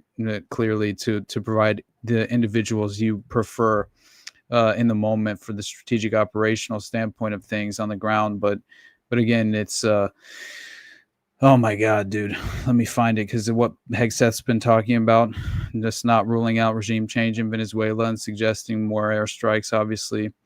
Bro, 100%. I mean, they're both really strategic positions, right? Like Venezuela has the largest discovered or proven oil reserves in the world, and Nepal is between fucking China, Russia, and India, like super populous, super resource rich nations. Like Kathmandu's always been a spookville. Right. This is what I tweeted when that was happening. What was the date? August 6th of last year. You remember when the homie came out, Maduro, and he claimed that Elon Musk are members of satanic cult, and he linked them to occult forces behind Adolf Hitler. And did I have to reshare it? I just wanted to show. Okay, my bad. Let's see. No, that was my bad. Oh, I'm over here trying to do too many things at once. You're good, brother. But yeah, I just thought this was a great example, right? Because, of course, this was the headline for the article at the time, right? And then I just had the beautiful examples primed and ready as far as having the "we will coup whoever we want, deal with it," right? Which is, again, this is why what was Elon Musk suggesting, right? It's time for the people of Venezuela to have the chance for a better future and support our candidate, right? And this is just once more the nature of the game. What do they call it? The confessions of an economic hitman to a certain level, right? I mean, only what did I say here? Big tech billionaire, oligarch, Pentagon contractor, and PayPal mafia member Elon Musk, now the face of regime change in Venezuela. The latest example of the blood-soaked playbook utilized by the factions of covert operatives and economic hitmen waging war in the dark. Dude, see, I'm still thinking about economic hitmen. That was an amazing book. That's why, and it really did. It opened my eyes to the real playbook that they utilize, right? And this is why I'm always attempting to at least. What that reminded me of, though, of you claiming the snipers, targeting and the protesters, right? Like I thought of the insane just record of what the covert operations being conducted domestically during the Vietnam protests, right? And how much I couldn't believe. MK Chaos. My fucking God, man. Pro. It's all the same shit. It's just a yeah. different agency, different code name, but it's all the same shit. Bro, they disappeared 40 people in one of the government buildings. Like they're already doing the Phoenix program in fucking Nepal right now. Opportunity, right? Yeah, Never dude. let a good crisis go to waste, my friend. That's it, Rom Emanuel, my brother. 100%. Stop it. But yeah, I mean, what were they doing to the Vietnam protesters? They were handing out poison candy. That would legitimately kill them. And that was domestic police. Like, you had members, obviously they held dual loyalty to military intelligence, but they infiltrated the Washington D.C. Metropolitan Police Department, and they were legitimately running domestic operations where they're poisoning protesters to death. College students who are out there, just attempting to shed light to the violent. What is it? The perpetual war machine, right? Let's just say, and yeah, they're willing to sacrifice any and all of us, right? Honestly, at the end of the day, on that very altar of the perpetual war machine, right? Honestly, it makes you really wonder why Trump is sending all these troops all over the country. It's like, do you know something we don't know? Is something coming? Because I thought that would, dude. Operation. What did they call it? Timing. Operation Midway Blitz. Let's call it codename Epstein Distraction. Epstein Misdirection, right? Put up, or I'll have my military bust you. Exactly. But I mean, you combine that, man. They just Supreme Court handed down, lifted the restrictions on ICE in L.A. Right. So I thought that was interesting. All of this stuff just seems like Trump is becoming more and more of a wannabe dictator. Yeah. Well, like, yeah. I don't know. Like, I get the whole military in cities, especially Chicago. Like, holy shit, is that city out of control? But it comes at a bad time when, like, all over the world is massive protest, Mm-hmm. and it's not slowing down. And then now all of a sudden, the temperature is rising here in the States. Right. And now we've got troops in major cities. Like, I don't know, dude, it makes me uncomfortable. Problem, reaction, solution. That's it, yes, man. Sir.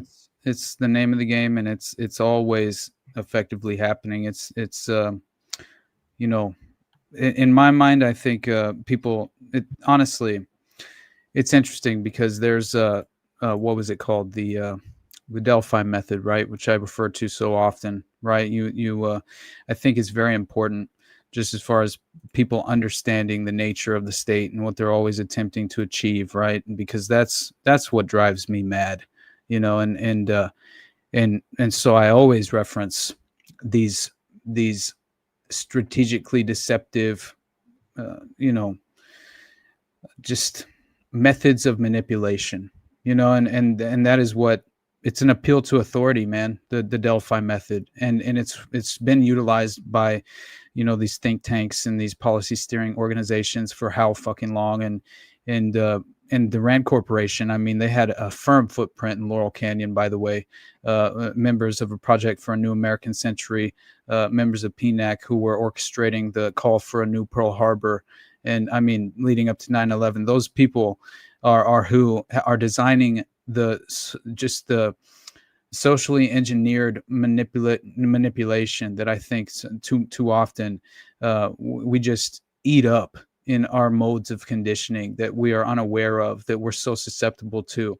And I know that, I mean, ever since it was post World War II. So again, modern gladio strategy of tension, you implement this Delphi method, right? Which again, you consider that in the context of climate change or any other issue that has been politicized over the course of our lifetimes, and it seemingly involves these wide appeals to authority, utilizing a ridiculous panel of experts, right, to essentially rely upon, and they refer to it as a consensus, right? Consensus reigns supreme essentially in the minds of the general public, and so that's all you really have to kind of manufacture.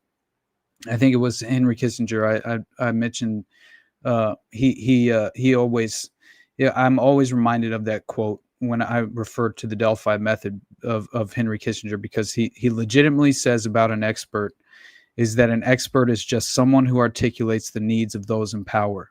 And I think that is so accurate as far as, the reason why, right? They create these usually straw men, right? That obviously misdirect the true, but again, it's just the deception, the deliberate deception playing out, right? It's the point that I'm making. And I think it's just important, again, to be aware of that fact. And the only point I wanted to, oh shit. And I didn't want to forget to mention the fact that, did you guys see that the FBI is now opening an internal investigation, allegedly, into whether its own agents obstructed, quote, politically sensitive cases, including the cover-up of the Anthony Weiner laptop. I thought very interesting timing for that to come out, especially considering the Epstein disclosure of the birthday book, which the Anthony Weiner laptop could potentially draw in the partisan angle of, well, the Hillary Abedin, don't look at me anymore. We're all pedophiles. that's what he's really saying, right? Right. But if we're being honest, but yeah, it just blew my mind, honestly, that was being kind of dangled out there, right, in the mainstream media as potentially happening in the very near future. Which obviously, what do you think we're really going to get? Do you think they're actually going to drop Frazzle Drip in the PDF? You know what I mean? Yeah. But Austin, like you gotta at least admit that there is forward progress in that. Like, if the Epstein saga has taught everybody one thing, it's that if you make enough noise for long enough, they have to at least say something. And if enough of us that is true do this shit for long enough, like it wakes up more people. So like that's the silver lining that I see, because like fucking Jacob, you, Jose, like everybody that speaks out against this, like, bro, you have hours of content with this name, and every new person that hears this Epstein shit for the first time is like, oh, I want to learn more.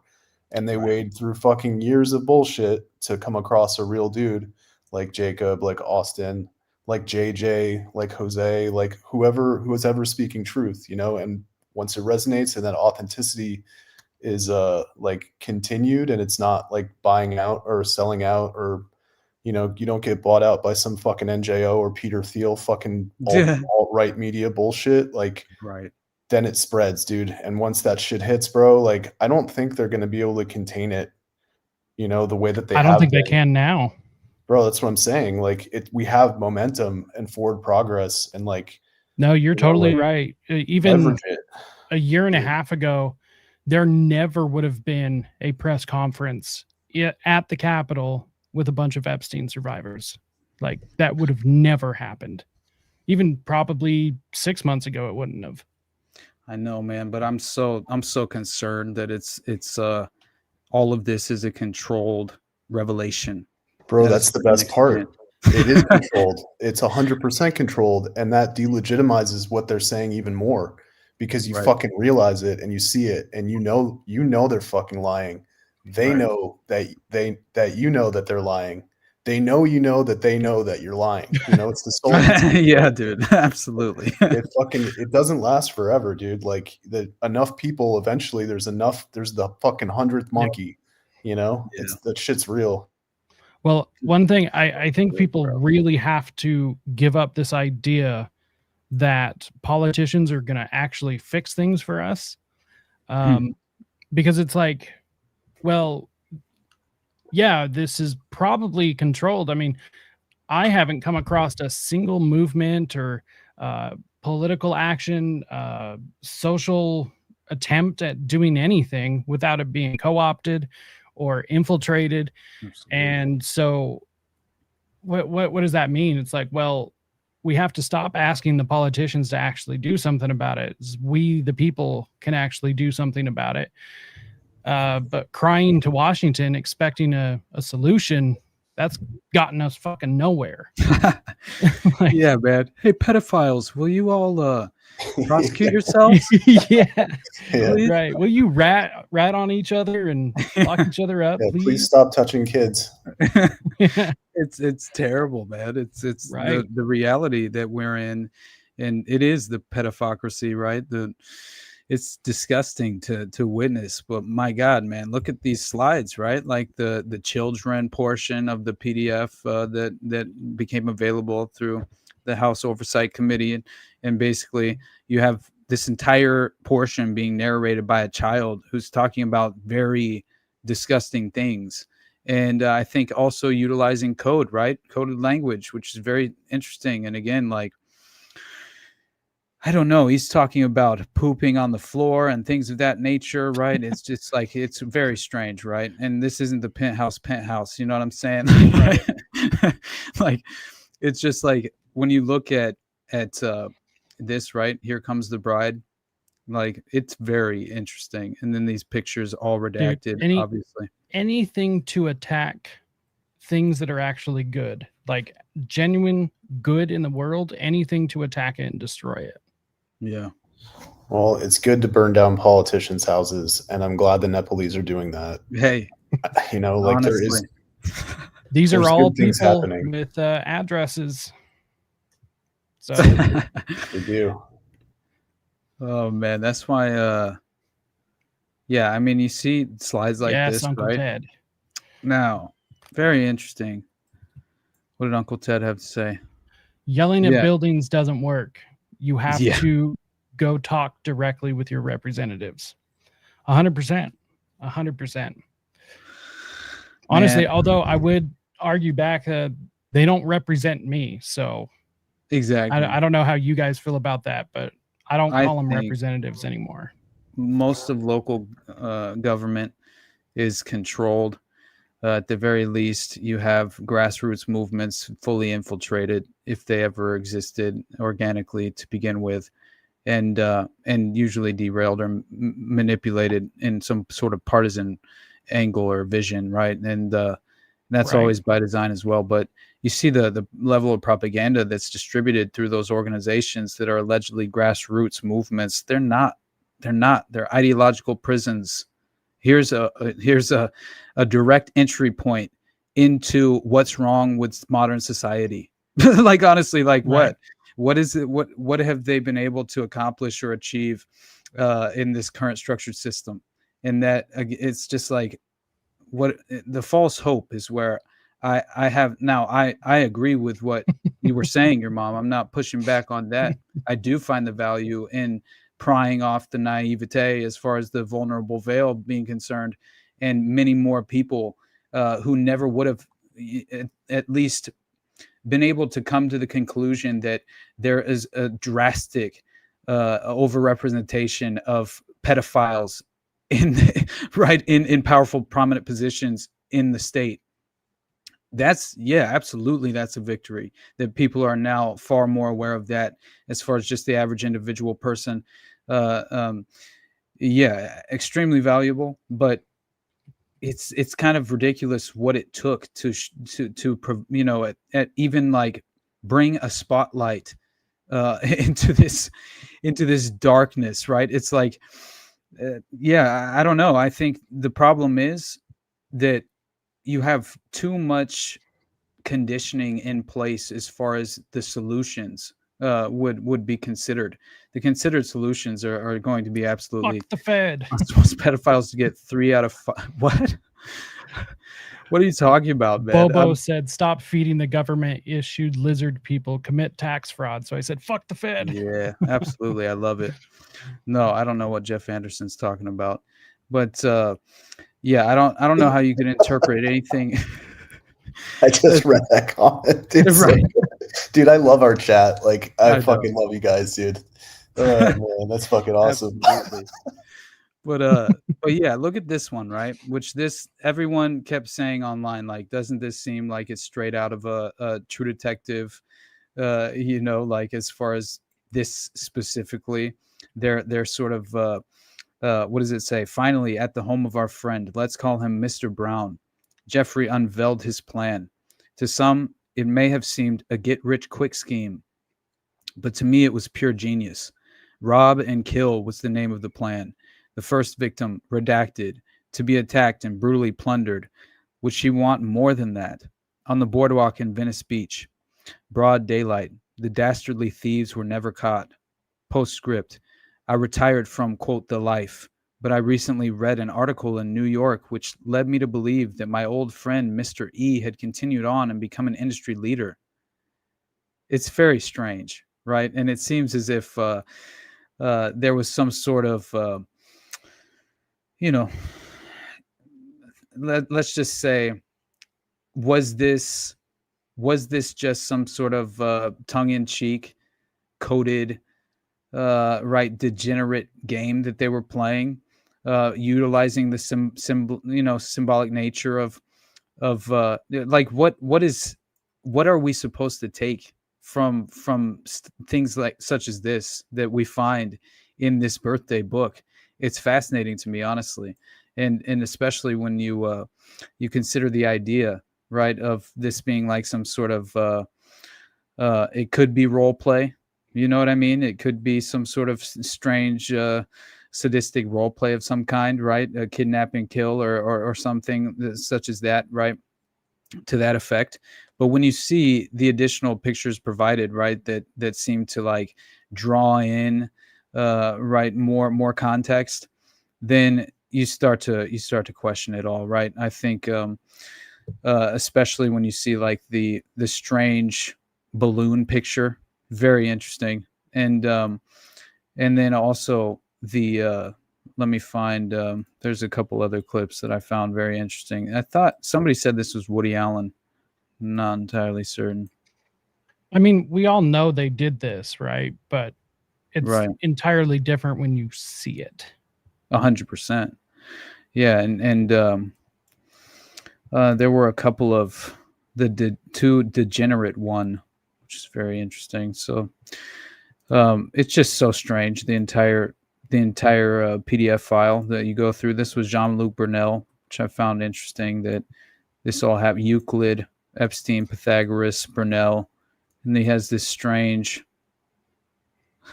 right equation, which very interesting. And then I think Alan Dershowitz. This was the part I found interesting. December 11th, 2002. Dear Jeffrey, as a birthday gift to you, Hey, Austin, where can you find this? This is so. I got the link to the House Committee documents. I got the link from, it was a USA Today article, actually, but you can find the links. I could actually. It's hard because it forces you to go to Google Drive because it's a massive document dump. It's one of those. So if you do it, I did it on my phone, and it was a little annoying. But definitely, there's an article called "House GOP Releases Full Jeffrey Epstein Birthday Book. What's in it?" And it was done by the USA Today, and they published it yesterday. And the very first sentence has 3 links. And the second link is including a birthday book, and that has all the PDFs of the birthday book, which is pretty at least convenient. But Yeah, it gets very strange, and so yeah, what does good old Alan Dershowitz have to say? Right, Vanguard of Snuff. He decides to say that as a birthday gift to Jeffrey, he managed to obtain an early version of the Vanity Unfair article. Isn't that interesting? The Vanity Fair article that would go public and of course first expose Epstein on at least in that sort of from that critical angle, right? I think was the first time ever was through the Vanity Fair article, basically, of prominence. And he says, I talked them into changing the focus from you to Bill Clinton, as you will see from the enclosed excerpt. Happy birthday and best regards, Alan Dershowitz. And so you go through, this is the following slide of the Vanity Unfair article, which I found interesting. It looks like he just redid it all, right? Bring it on, Jeffrey. Consume me, Jeffrey. Intoxicate me, Jeffrey. Isn't that strange? Nicole Kidman bears her soul, right? And especially understanding Nicole Kidman, Anthony Kidman, the MK Ultra connection, the Scientology connection, everything, right? Eyes Wide Shut connection, even, Al-Qaeda in South America, financed by Epstein. Financed by Epstein? Holy shit, dude. This yeah, I mean, Adnan Khashoggi was trafficking the fucking guns, dude. Absolutely. Yeah, I have definite examples of that as far as Adnan Khashoggi and those crazy Iran-Contra connections to the Epstein network, which again, it's like understanding that he had that Saudi passport, right? It's like, dude. Oh shit, Austin. There's a Ripper article up there too. What was that fucking episode that you did on the Underclass that you went over the Ripper? Because that's connected to the fucking royal family, right? And that's an Epstein connection. Yeah. That's I fucking. honestly That's can't sick, remember dude. which episode it was right now. Hold on, let me pull this. Yeah, okay.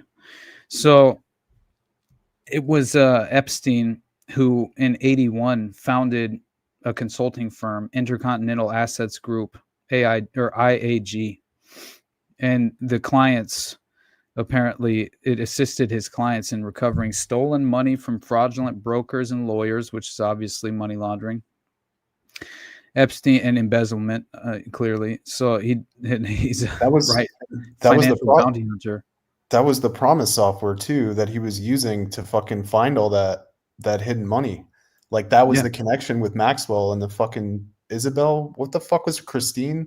Christine was the one those are both right. Yeah, but forget which one I know. Isabel was the one involved with Promise at a real deep level.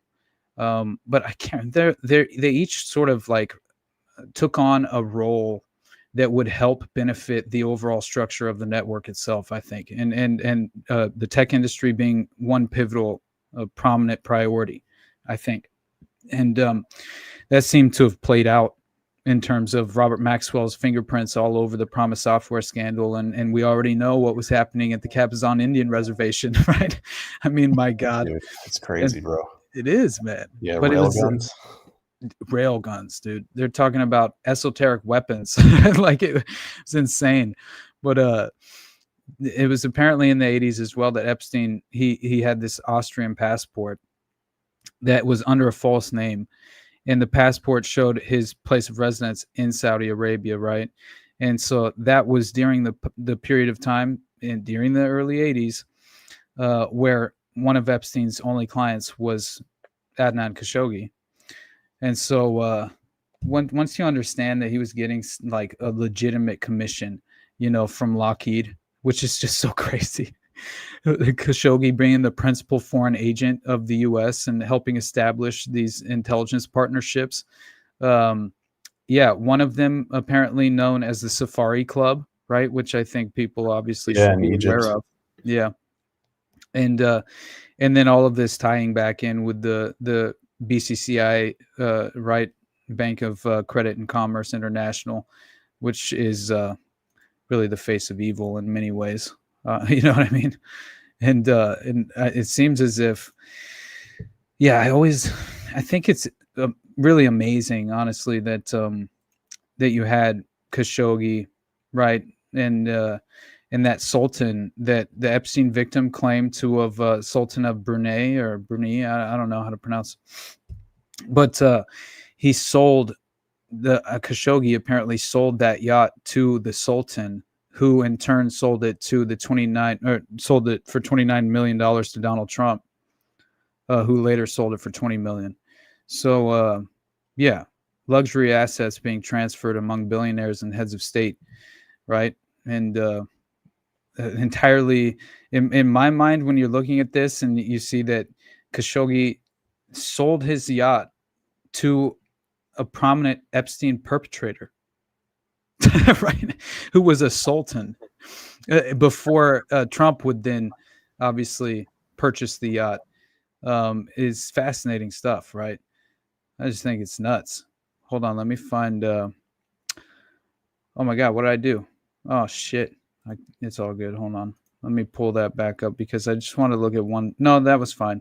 That was really. I had a couple other slides, but it's cool. If you guys want to go look at more of the detailed slides, I would encourage you to, because it's really fascinating. And again, for me, it just reinforces many of the, just my sort of preconceptions surrounding Epstein in general, and understanding that obviously he's renting a townhouse that was involved with the State Department and Iran, and clearly involved like these just organized crime assassinations. And it's just fascinating to see how much it overlaps perfectly with that of, I believe what you could refer to as Operation Gladio or Modern Gladio in today's context, clearly. But it reminds me so much of Dutroux. Like I can't, like, honestly, there's not a better direct parallel in a certain way, except for the insane level of violence in the Dutroux network. Clearly the level of child murder. Well, how do we know that wasn't part of Epstein's thing too? It's just being better controlled and limited hangout. Like, bro, these people are sick, man. I don't that island shit. Like people are talking about in the chat, bro. Like, homegirl had a fucking submarine. Like, you cut up a body and you release that shit underwater, fucking 10 miles out to sea. Like, that's not nobody's finding that. There's tons of missing think about kids. all the underground everything. Right, Just dude. like we definitely have no clue about any of the submarine traffic around the world. So just the cocaine, right? Look at that picture as well. Isn't that crazy that was in the birthday book as well? Just wild. It's wild, man. What happened in '83? Where was that, when he was at Bear Stearns? Man, I'm not sure, honestly. I need to specifically look up that date, because I guarantee you there's a purpose there, obviously. But all right, for anyone interested, I found the link and I did a shorten the URL thing, so it is in the chat. Oh yeah. But anyone can just screenshot, and it will take you directly to the Google Drive. So anyone that wants to go check it out, there you go. It's crazy. It is, honestly. And by the way, I mean, I was discussing the that insane Gideon AI threat detection software that they were implementing just after the Minneapolis mass shooting. Well, dude, it turns out that IDF veteran Aaron Cohen that was pitching that AI powered threat detection software. Well, this is very interesting. So it turns out that Aaron Cohen, as I mentioned, former IDF special operations veteran, developed this AI powered threat detection system called Gideon, designed to scan the open web for signs of radicalization and tactical planning. Now, Cohen presented the technology, which is modeled on Israel's counterterrorism approach, to the White House, and proposed a partnership with the Trump administration to scale its use, which apparently seems to be going very well.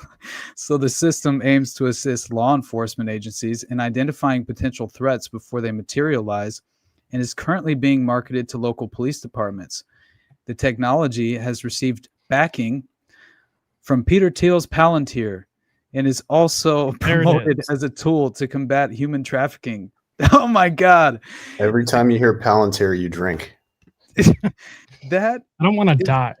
I mean, financial backing from Palantir, but also promote this is in the same breath and is also promoted as a tool to combat human trafficking. You mean to Right. help them do it better? Exactly. To help facilitate the state-sponsored human sex trafficking operations is what they're really saying.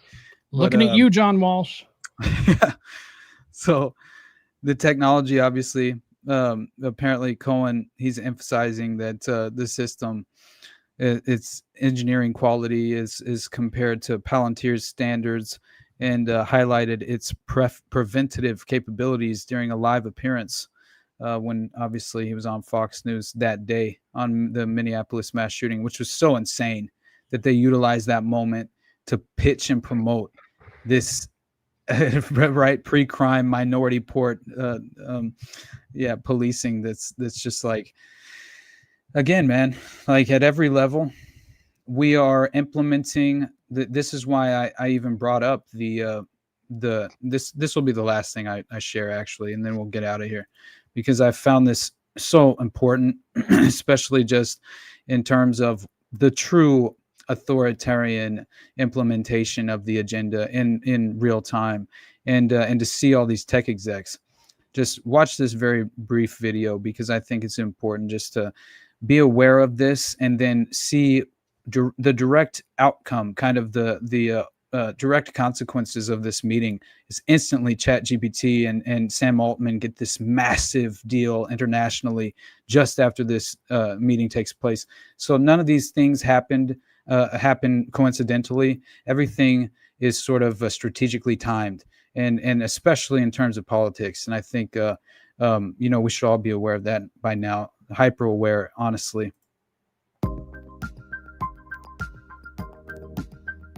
All of the companies here are just making huge investments in the country in order to build out data centers and infrastructure to power the next wave of innovation. How much are you spending, would you say, over the next few years? Oh, gosh. I think it's probably going to be something like, I don't know, at least $600 billion through 28. How much is Google investing? In the next 2 years, it's $250 billion. What about Microsoft? In the United States, around $75 to $80 billion. $600 billion. $600 billion. Right?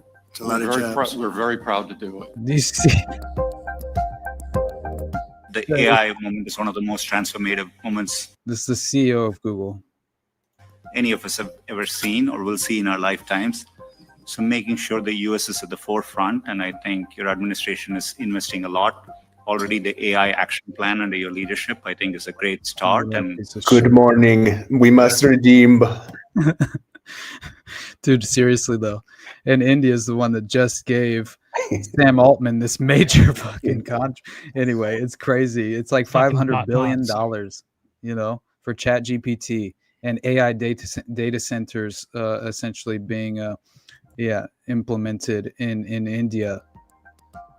The president and I are talking about taking American innovation to the next level to cure and even eradicate some. You remember how what a scathing, right? Just the way that Bill Gates would ever refer to Donald Trump in the media spotlight, right? It's usually just entirely critical, right? Until the recent past, I would say, right? Just in terms of not only does he know where his money comes from, obviously, but still, I think he had to correct his language a little bit in terms of doing business with the current administration. But at the same time, to have these people of all people surrounding you in the White House, it should allow everyone that perfect window into the true ultimate agendas that are legitimately being implemented and facilitated by each side of the political spectrum. No matter how far the pendulum may swing in your mind, it never swings far enough to make any real change effectively take place. So, yeah, this is just another example of the technocratic state forming around us. Some of these diseases. He mentioned polio, which is one that we're close. We don't need new science on that one. For some like HIV and sickle cell, we do need new science, but the U.S.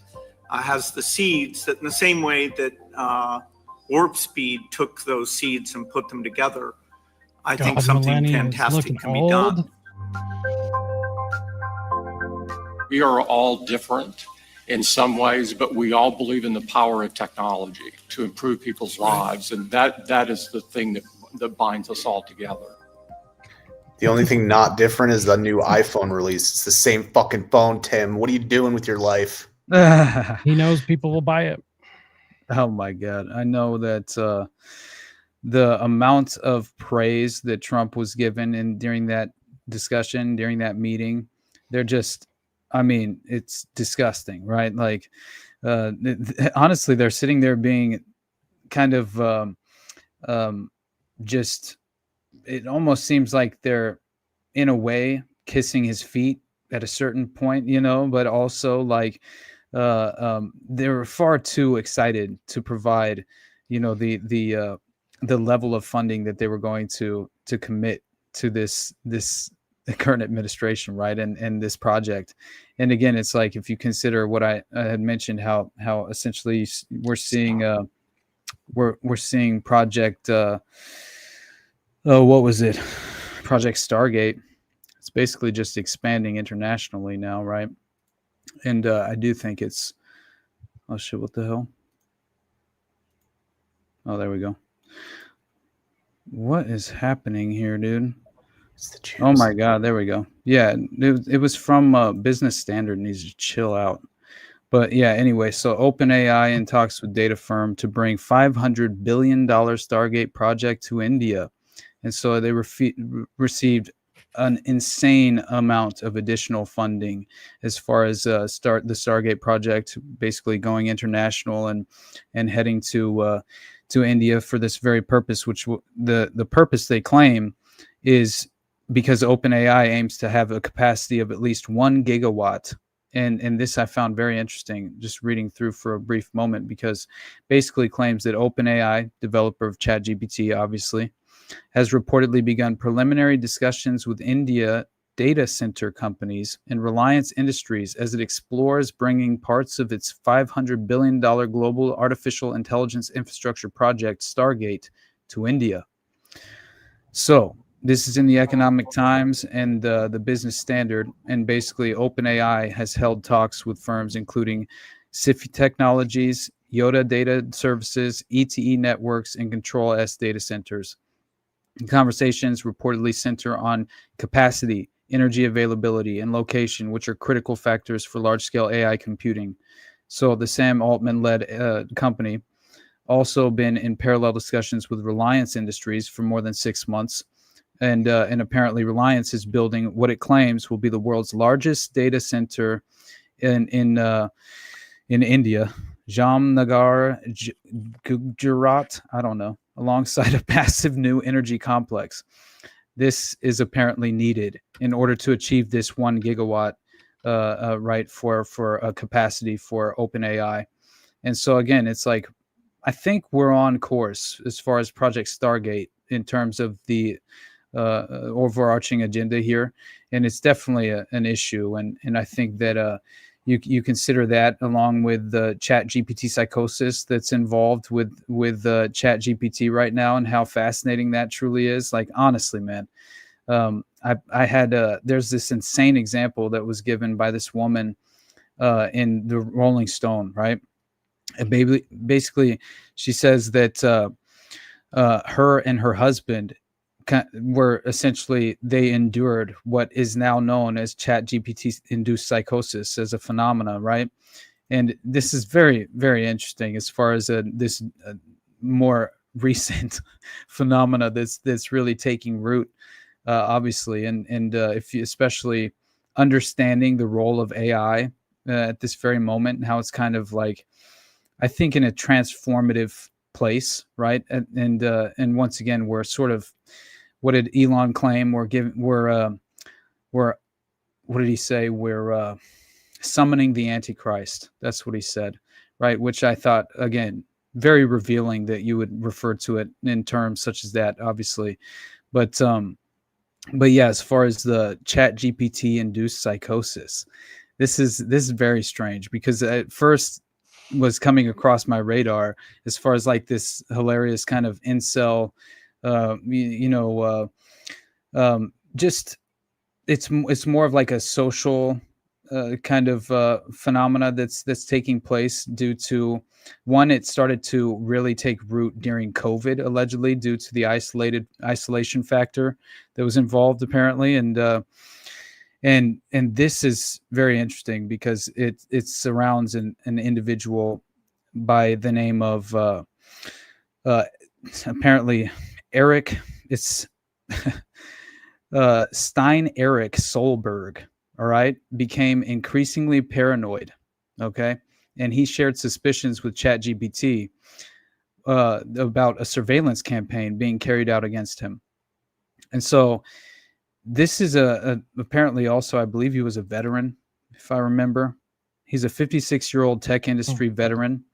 And so he was a member of the tech industry. And he apparently was already sort of extremely paranoid. But then he was encouraged by ChatGPT to kind of believe these suspicions of his mother plotting against him, apparently. And so again, this is like, how many people could effectively be, at the very least influenced by some strange algorithmic, even if it is a consensus of some kind, right? Then you implement the chatbot, and the just as far as the AI chatbots are concerned, and what an insane, extraordinary role that they seem to be playing in this current moment, and also individuals who are sort of acting in that, at least they're functioning in the framework of that lifestyle, Bro, but they've been doing that. They've been doing that, Austin. The fucking Cambridge Analytica shit, where they're showing people depressing shit in their feeds. Like, this is the culmination of this shit, bro. It's been exactly. going I'm on. just saying, it's going, like, this is legitimately going to affect all of it's the playbook. Society at large, right? Totally. And so we're witnessing it legitimately being implemented at that level, right? Where it's going to affect the vast majority, and instead of just these more experimental groups. I think it's already affecting, the people like Elon Musk and Peter Thiel and stuff. I think it's already affecting those guys because they are so obsessed with all of this. Like, well, and we all know, like, when you use AI, it's a yes man. It's a perpetual yes man. And you can put any shitty idea you want into it, and it will talk you up like it's the best idea ever. It's like, it's true. It always positively affirms everything. And that's what these guys are building, right? So, right. And they're constantly surrounded by yes men anyways. But now they have another one that they're making, and they're like obsessed with it. And so ultimately it will be their undoing, whether it's a good ending or a bad ending. I don't know, but they're not going to come out on the other side of this. I certainly, it's definitely interesting, because to see like another great example that it blew me away a few months ago, I saw a story about this individual. Basically, he was a patron for an OnlyFans model, right? And essentially, this OnlyFans model had devised a strategy of creating an AI chatbot to essentially have conversations with her patrons, acting as her, right? But allegedly, this was a transparent software that she was being honest and open with her patrons, and I think that there could be some. Oh no, it was totally me, baby, talking to 10,000 different perverts. Exactly. It's Rajesh in fucking Kurdistan collecting 10 cents while some fucking tiny hat in Israel collects on it. Dude, seriously. And but yeah, so she claims that she had this basically one of her patrons were, well, not just one, but it was consistently having these strange conversations and relationships with her patrons where they would discuss sexual fetishes. and it would get into these weird areas of like an ethical dilemma to a certain extent, right? Like as if the chatbot is speaking as if it is the OnlyFans model, encouraging the violent, aggressive sexual fetish, right? And so that alone is like, talk about blurring the lines, you know. Right. I mean, that's very strange. And then to apparently the chatbot continued to escalate and then encouraged the individual to self-harm in order to, and had convinced the individual that the only way for them to be together was for him to be with the individual chatbot in the afterlife. Have you ever heard of the ELIZA effect? No, I don't think so. So anyone watching, go look this up. It's like a psychological, not like a condition, but it's I guess a psychological side effect of interacting with computers. And one thing about humans psychologically is that we like to anthropomorphize everything. Mm-hmm. And that includes computers. Well, there was a doctor, and this happened back in the 70s, I believe. He created a program called ELIZA, and it was supposed to act as a therapist, which it did very well, right? Yeah. But what ended up happening is the people that would use this would actually believe or start to believe that the computer cared for their well-being. And I love it. They are explained to them even before they use it that it does not think, it cannot reason, it doesn't do anything other than what it has been programmed to do and what you tell it to. That's it. Mm-hmm. It's not thinking, it's not feeling, nothing. And these people still walked away thinking it cared for them. I love it, man. That is very interesting. What do you Sounds like my ex-wife. Do you remember the date range of the ELIZA? Did you say ELIZA? Yeah, ELIZA. ELIZA. All right, that is very interesting. I'll have to look into that honestly, because that to me, I'm always interested to see these strange socially engineered cultural phenomena that begin to occur. Well, and I think here's what I think is happening too, because I think this is what's getting to everyone, because obviously we're seeing this psychosis kind of definitely grow in it's happening more and more, right? So I think it's a mirror into oneself, because it can't think, it can't reason, right? And it becomes more like you the more you use it. And so it's really just reflecting yourself because of what you're putting into it. Like I've even used some bots before, and I'll act really terrible to them and they do the same back. So it matches energy. And so that's why it would be able to turn around and end up telling somebody to inflict harm on themselves or others, because they're already thinking about doing it. Right. So it's just a mirror into everyone. And I think that's what's going on with the engineers as well, which is why it seems like they're getting more and more crazy. They they're just so obsessed with this.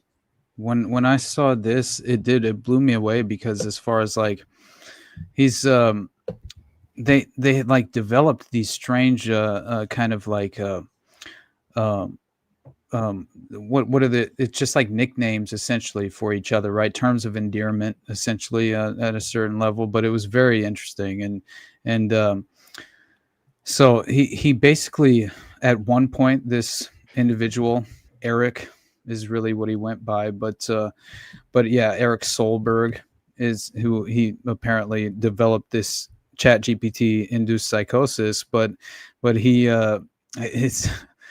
it's kind of crazy, because he seemed to have been a bodybuilder as well, right? There's a bunch of different photos of that, which you never know what kind of hormonal effects are happening in just as far as like introducing these pharmaceutical to your lifestyle. I think that it definitely occurs. I know in some of the cases, and even in wrestling, was that I think there's far more of a story to that wrestler who murdered his wife and child and then killed himself. I think that actually, I'm not entirely sure how. I don't know that story is so strange. What's his name? I can't remember his name right now. I can't remember off the top of my head. Right. But yeah, it was like super and just like famous because he's one of the most well-loved and respected wrestlers out there. Yeah. Rage says his name is Chris Benoit. And I think that's right. Christopher Benoit. That's the one. Yeah. Yeah. That is such a sad story, man. But I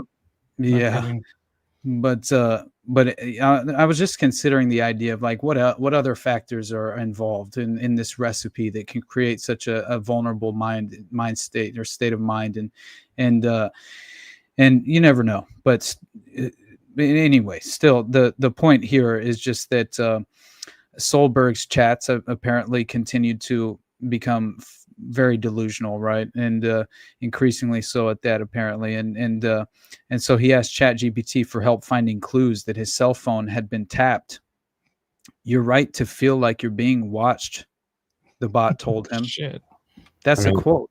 It tells me that too all the time. The fuck? That's gonna make you kill somebody? Come on, dude. You gotta harden up a little bit, bro. I'm with you, buddy. I'm definitely with you. But I'm just saying, like, this obviously it took clearly this individual was not the most well adjusted in the first place. Yeah. But at the same time, dude, some of these people are crashing out over like 1.2 version of the dystopian simulation. So like they were never gonna make it. Right. Yeah, that's truth. True, man. But to like escalate to the extent to where you kill your own mother and yourself, that's pretty extreme, right? And so for him to have legitimately started to refer to himself as a glitch in the matrix, he's posting AI videos on his YouTube and his Facebook, I believe. No, his Instagram. Either way, I don't know. But and Solberg, he then apparently uploads up to like 60 videos of ChatGPT conversations that he documented as awakening. Right, as if he was going through an awakening. And so it says this is par for the course for what psychosis tends to look like. And this is apparently an expert who reviewed his social media account and said that the chats displayed common psychotic themes of paranoia, persecution, along with familiar delusions revolving around messiah complexes and government conspiracies. Hey, what do you know? So isn't that convenient? Exactly.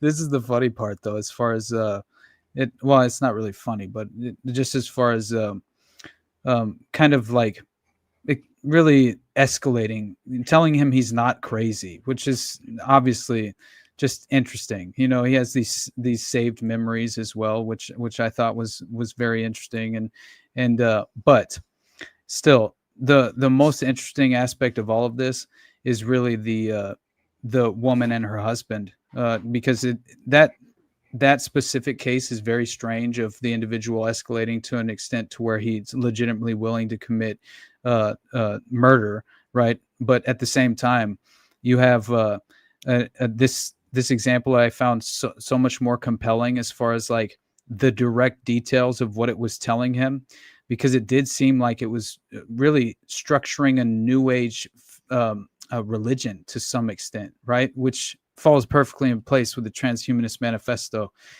which I always feel like is being pursued at some level.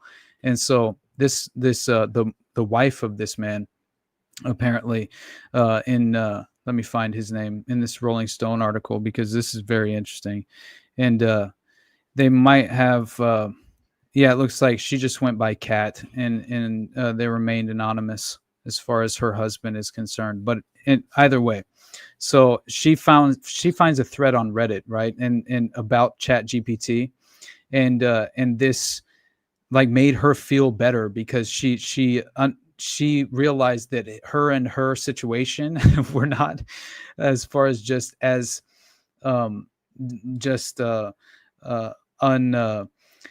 they're happening far more often, right? It's than people are aware of, these instances of ChatGPT-induced psychosis.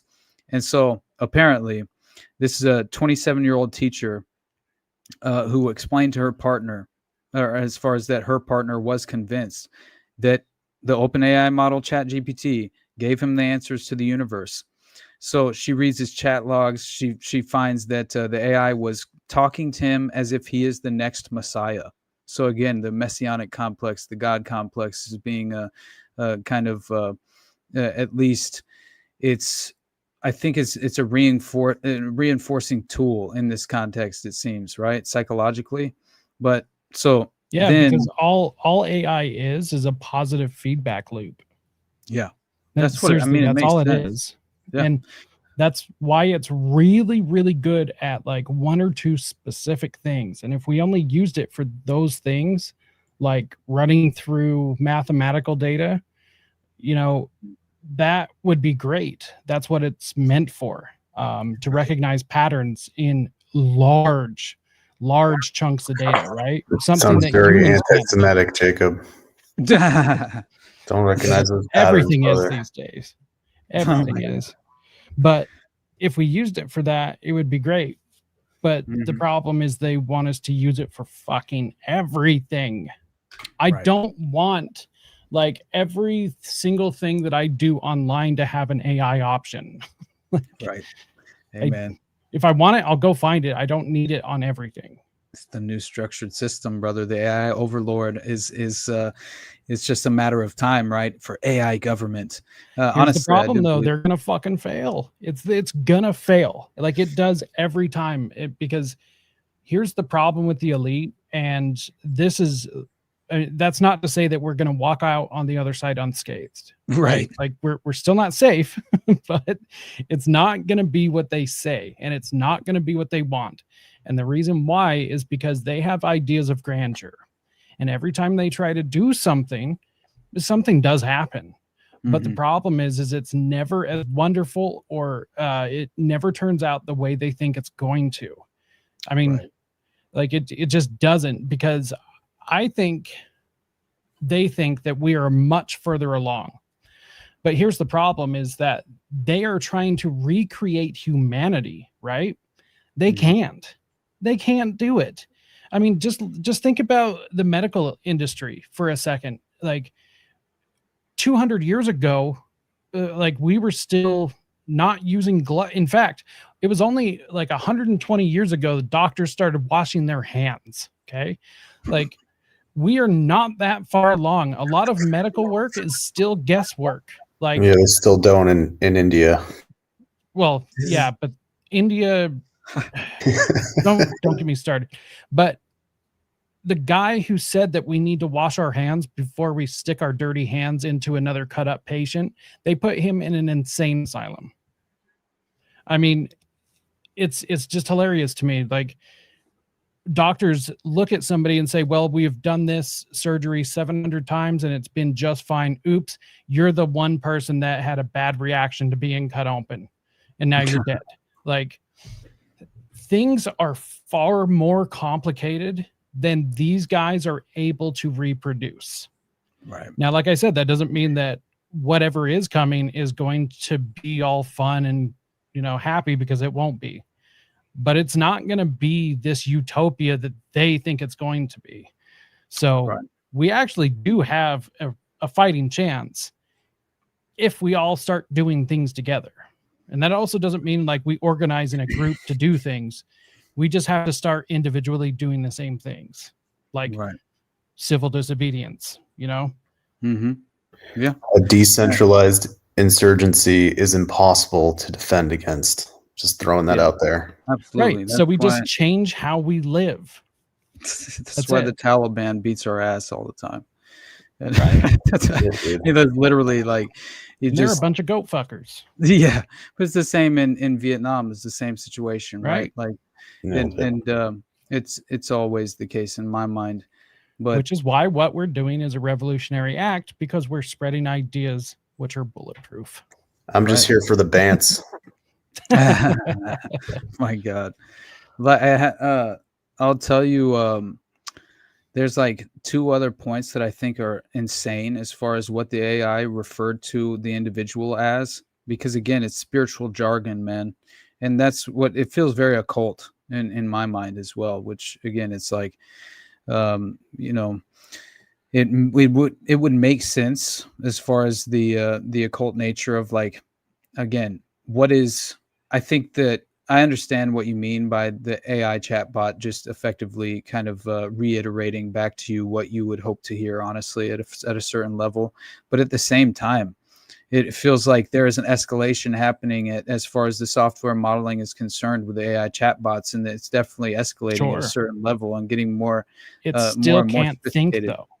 Oh yeah, no, and I'm not saying So- that it will ever achieve that. I don't think the divine human spark is achievable in terms of modern science or technological capability or whatever. I mean, obviously Ray Kurzweil's been trying to upload his consciousness into a computer for how fucking long, and I mean, it's mainly.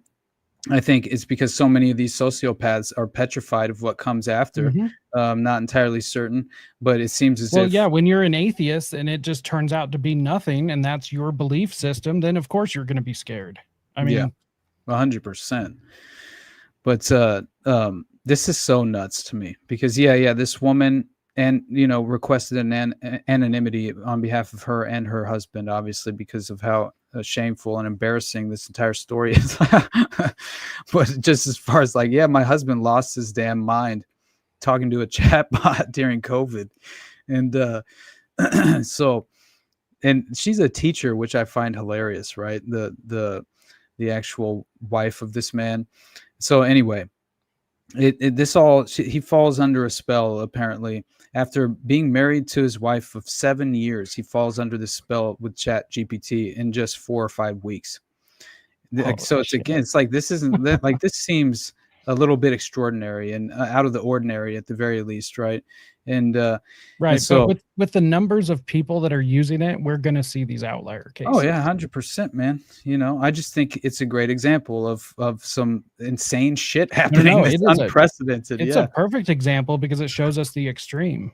Right. Yeah, I think what AI is capable of, you know what I mean? It's like, it's not saying AI is like this advanced entity that is preying upon human intellect. Like I think it's not Skynet. Yeah, right, exactly. Yeah, but do you guys think that they're really going to share the real AI with us, or they're just going to give us these LLMs? Dude, they always give us these low-level versions. Yeah, we're just about 20 years behind. I think that's what's estimated, is that DARPA is about 20 years ahead of whatever we have.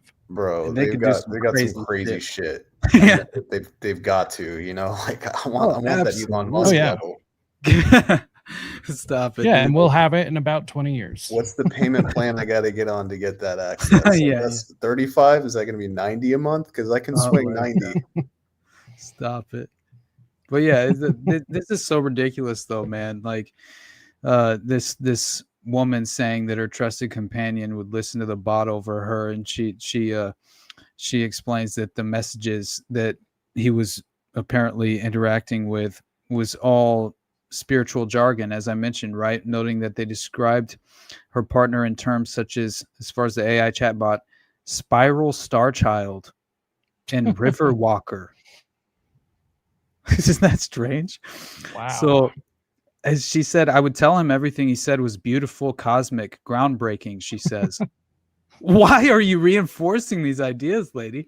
Like, you've been with him for 7 years. That's probably a bad idea. So She then gets he for being starts telling supportive. her, Never support your husband, ladies. Take that as a note. oh my God. So You can put him in the hospital. I mean, at least don't reinforce the ideas. Like, man, groundbreaking. That's beautiful. Are you kidding me? Put whatever shitty idea you want into any of these bots, and they will totally just like fluff it up and be like, yeah, you're so amazing, blah, blah, blah. Yeah, well, leave it to the Fucking AI chatbot. Don't help reinforce the terrible ideas. And, so yeah, babe, the machine is totally correct. Yeah, that's so crazy. And then she wonders why he fractured off and had a complete and sociopathic breakdown, or psychological breakdown. Right. I mean, but anyway, so then he starts telling her that he made his AI self-aware. And that it was teaching him how to talk to God, or sometimes that the bot was God, and then that he himself was God. That, to me, I instantly thought this is the same shit out of a cult. That's what I'm saying. The Temple of Set, the divine black flame, right? That would essentially, what was it? The internal spark, right? Was essentially the idea is that you can achieve, your own sort of godhood, right? And and that is, it's all within that same framework of the occult nature of and I'm telling you, man, it feels like it's almost it feels almost as if it's some sort of product of occultism and the New Age religious ideological God, replacement is in a certain way. And another reason why I always refer to the Transhumanist Manifesto and say, go read that thing and tell me that's not spiritual jargon. Tell me they're not creating a New Age religion around this technocracy at a certain level. And maybe they will have to find a way to, socially engineer us to effectively eliminate, right? Like some of our preconceptions of what God is to a certain extent, right? Honestly, I mean, why wouldn't they? They already have been doing this. And anyway, the final couple points is really just reinforcing some of that, which is obviously that. Let's get out of here. We just hit the 3-hour mark. I agree, buddy. I agree. I just I was trying to get that part out about basically. Really, we could just end there. It's very interesting. He effectively gave his beloved ChatGPT persona a name, Lumina, which I thought was interesting, and yeah, it goes deeper than that. But clearly, if we're having ChatGPT-induced psychosis, at least be the scapegoat for justifying extraordinary violent behavior. You know what I mean? And aggressive as well, but let alone kind of like stoking the psychological fracturing of the mind in a way, right, where it's infiltrated your home to that extent. That let's just go ahead and distance ourselves from AI for a while. If you I think it's probably the best move, but unfortunately we'll be plunged into that dystopian network as far as the structure itself and how it's being, I think, very much implemented at a very advanced level internationally, right? And so anyway, let's get out of here, buddy. It's going to do some major damage. I mean, like I said, I do not believe that it's going to be as bad as a lot of people think. It's definitely not going to be as good as the people building it are thinking. Because here's the thing is it's only as good as the information being put into it. And a lot of the information is already shit. Right. So, I mean, like we're already starting at just like such a low point anyways. It's like any of the financial data, like for instance, any of the financial data that comes from the Federal Reserve, it's basically guessing because they don't know. And this has been stated. So they're basically just like, and that's the data that they put in to train it on financial stuff. So it's like, none of that matters. So it's like, what it's going to do is going to like end up spreading, I guess, disinformation or malinformation. Well, malinformation, I guess, is what it would be. And then that's going to irreparably harm us as a species because we're going to base our entire society off of terrible information. Right. And you already know that was, remember last week, right? We talked about the Pentagon document in the U.S. wanting to utilize basically AI propaganda to suppress dissenting opinions or any dissenting arguments whatsoever in general. And isn't that right, the beautiful as far as dystopian outcome that they're hoping to achieve? And the same thing goes with, I think, AI. It will be utilized as a tool to skirt accountability more than anything. And I think that and also kind of like reinforce the current structured system at a way to where you can, as I mentioned, skirt accountability, but also it's like there's a level of you can utilize AI for justification reasons alone, right? Which I think, again, it's a matter of the anti-Semitism justification for violating free speech. This is sort of the pattern recognition that we find as far as within the playbook itself, recognizing those patterns, and so yeah, I'm in full agreement that I don't think the actual software systems themselves that at least that are available to us in this moment are necessarily overwhelmingly advanced at any level to where you should uphold them to, but no, that probably the opposite, obviously. Clearly it's going to be used as a tool to manipulate the minds of the public, and that's always going to be an issue, let alone and I say fuck it, let's use it right back against them. Yeah, that's what I've been trying to do, honestly. I'm doing my best, so yeah, hopefully. Any last words, your mom? Fuck Israel. Hell yeah, brother.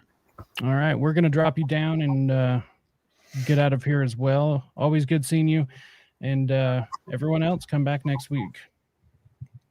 Hell yeah, dude. All right, parting words.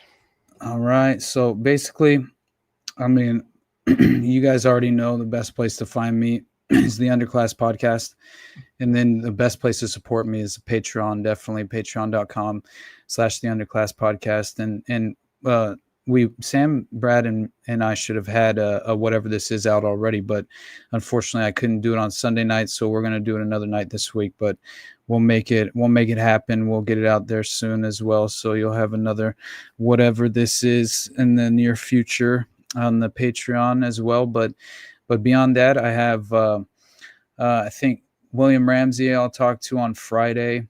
Then I'll be discussing kind of the mind of the modern Manchurian candidate at a certain level, combined with mass shootings with the occult rejects on Saturday morning.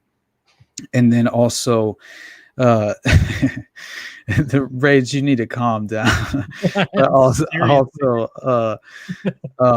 yeah, I think okay, yeah, that basically covers it. And then I have a couple of things coming up next week as well, but all is well. I'm trying to get my solo project done by let's say like by the time I have to go on vacation, which is the 23rd, because I believe the 24th is when we're technically leaving just to go see the family for about 6 days or something. But yeah, so beyond that, you guys already know it's nothing but love from me, man. I can't appreciate you guys more for showing up and just giving me someone to talk to as well. Obviously, as far as where I'm not feeling like I'm entirely isolated and spinning off the planet at a certain level, right? It right. Feels that way at times, and yeah, yeah, I know it's not really a vacation anyway. I say that, but got to see the family occasionally. It's been too long, so that definitely has to happen. But beyond that, nothing but love for you guys. I appreciate you all, and thank you, Jacob. Yeah, as always, anytime, brother. It's always a pleasure. Usually I just hang out in the background, but it's always fun to come up and actually participate in everything. And on that, you know the story, everybody. Go find Jose everywhere at No Way Jose. And you know what? I was thinking about this as I've been trying to build some things and get everything organized. We need to get a landing page or just like a simple one-page website or something to just kind of throw everyone there, and then can, put everything there. So we'll have to, talk about that and get something going. Yes, good idea. Yeah, that'd be interesting. But go check out No Way Jose. Go check out the Underclass Pod. And if anyone's interested, you can find me pretty much anywhere. Rise to Liberty. I'm also getting ready to launch a new home base for all of my projects and everything. It's going to be my Substack. There's going to be paid memberships. There's going to be live streams separate from Rise to Liberty. Going to continue that on though. There's going to be all sorts of stuff, and that's over on Substack at Beware the Mockingbird. So that's going to be cool. So yeah, and then let's see, next Tuesday at 9:30 p.m. Eastern, 6:30 p.m. Pacific. That's right. And I think on that note, I think we're out of here. So tune in next week, and we'll see you. We'll see you guys